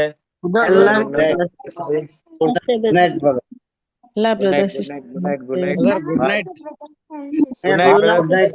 Good night. ನಮಸ್ತೆ. ನಮಸ್ತೆ ಮೋಹನ್ ರಾಜ್ ಬ್ರದರ್. ನಮಸ್ತೆ ಬ್ರದರ್. ನಮಸ್ತೆ ಎಲ್ಲಪ್ಪ ಬ್ರದರ್. ಮಂಜು ಮಾಸ್ಟರ್, ತಂಗಿ Anand sister, Manjula sister, brother, Santosh brother, ಎಲ್ಲರಿಗೂ ನಮಸ್ತೆ. Thank you. ಮತ್ತೆ thank you. Good night.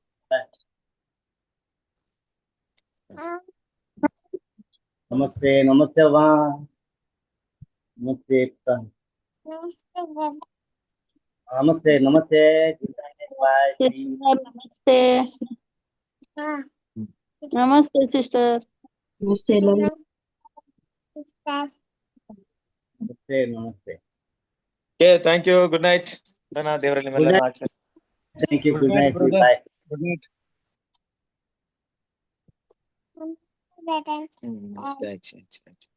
Bye brother. Bye bye Mohan Raj brother. Good night. Bye. Bye. Take care. Night.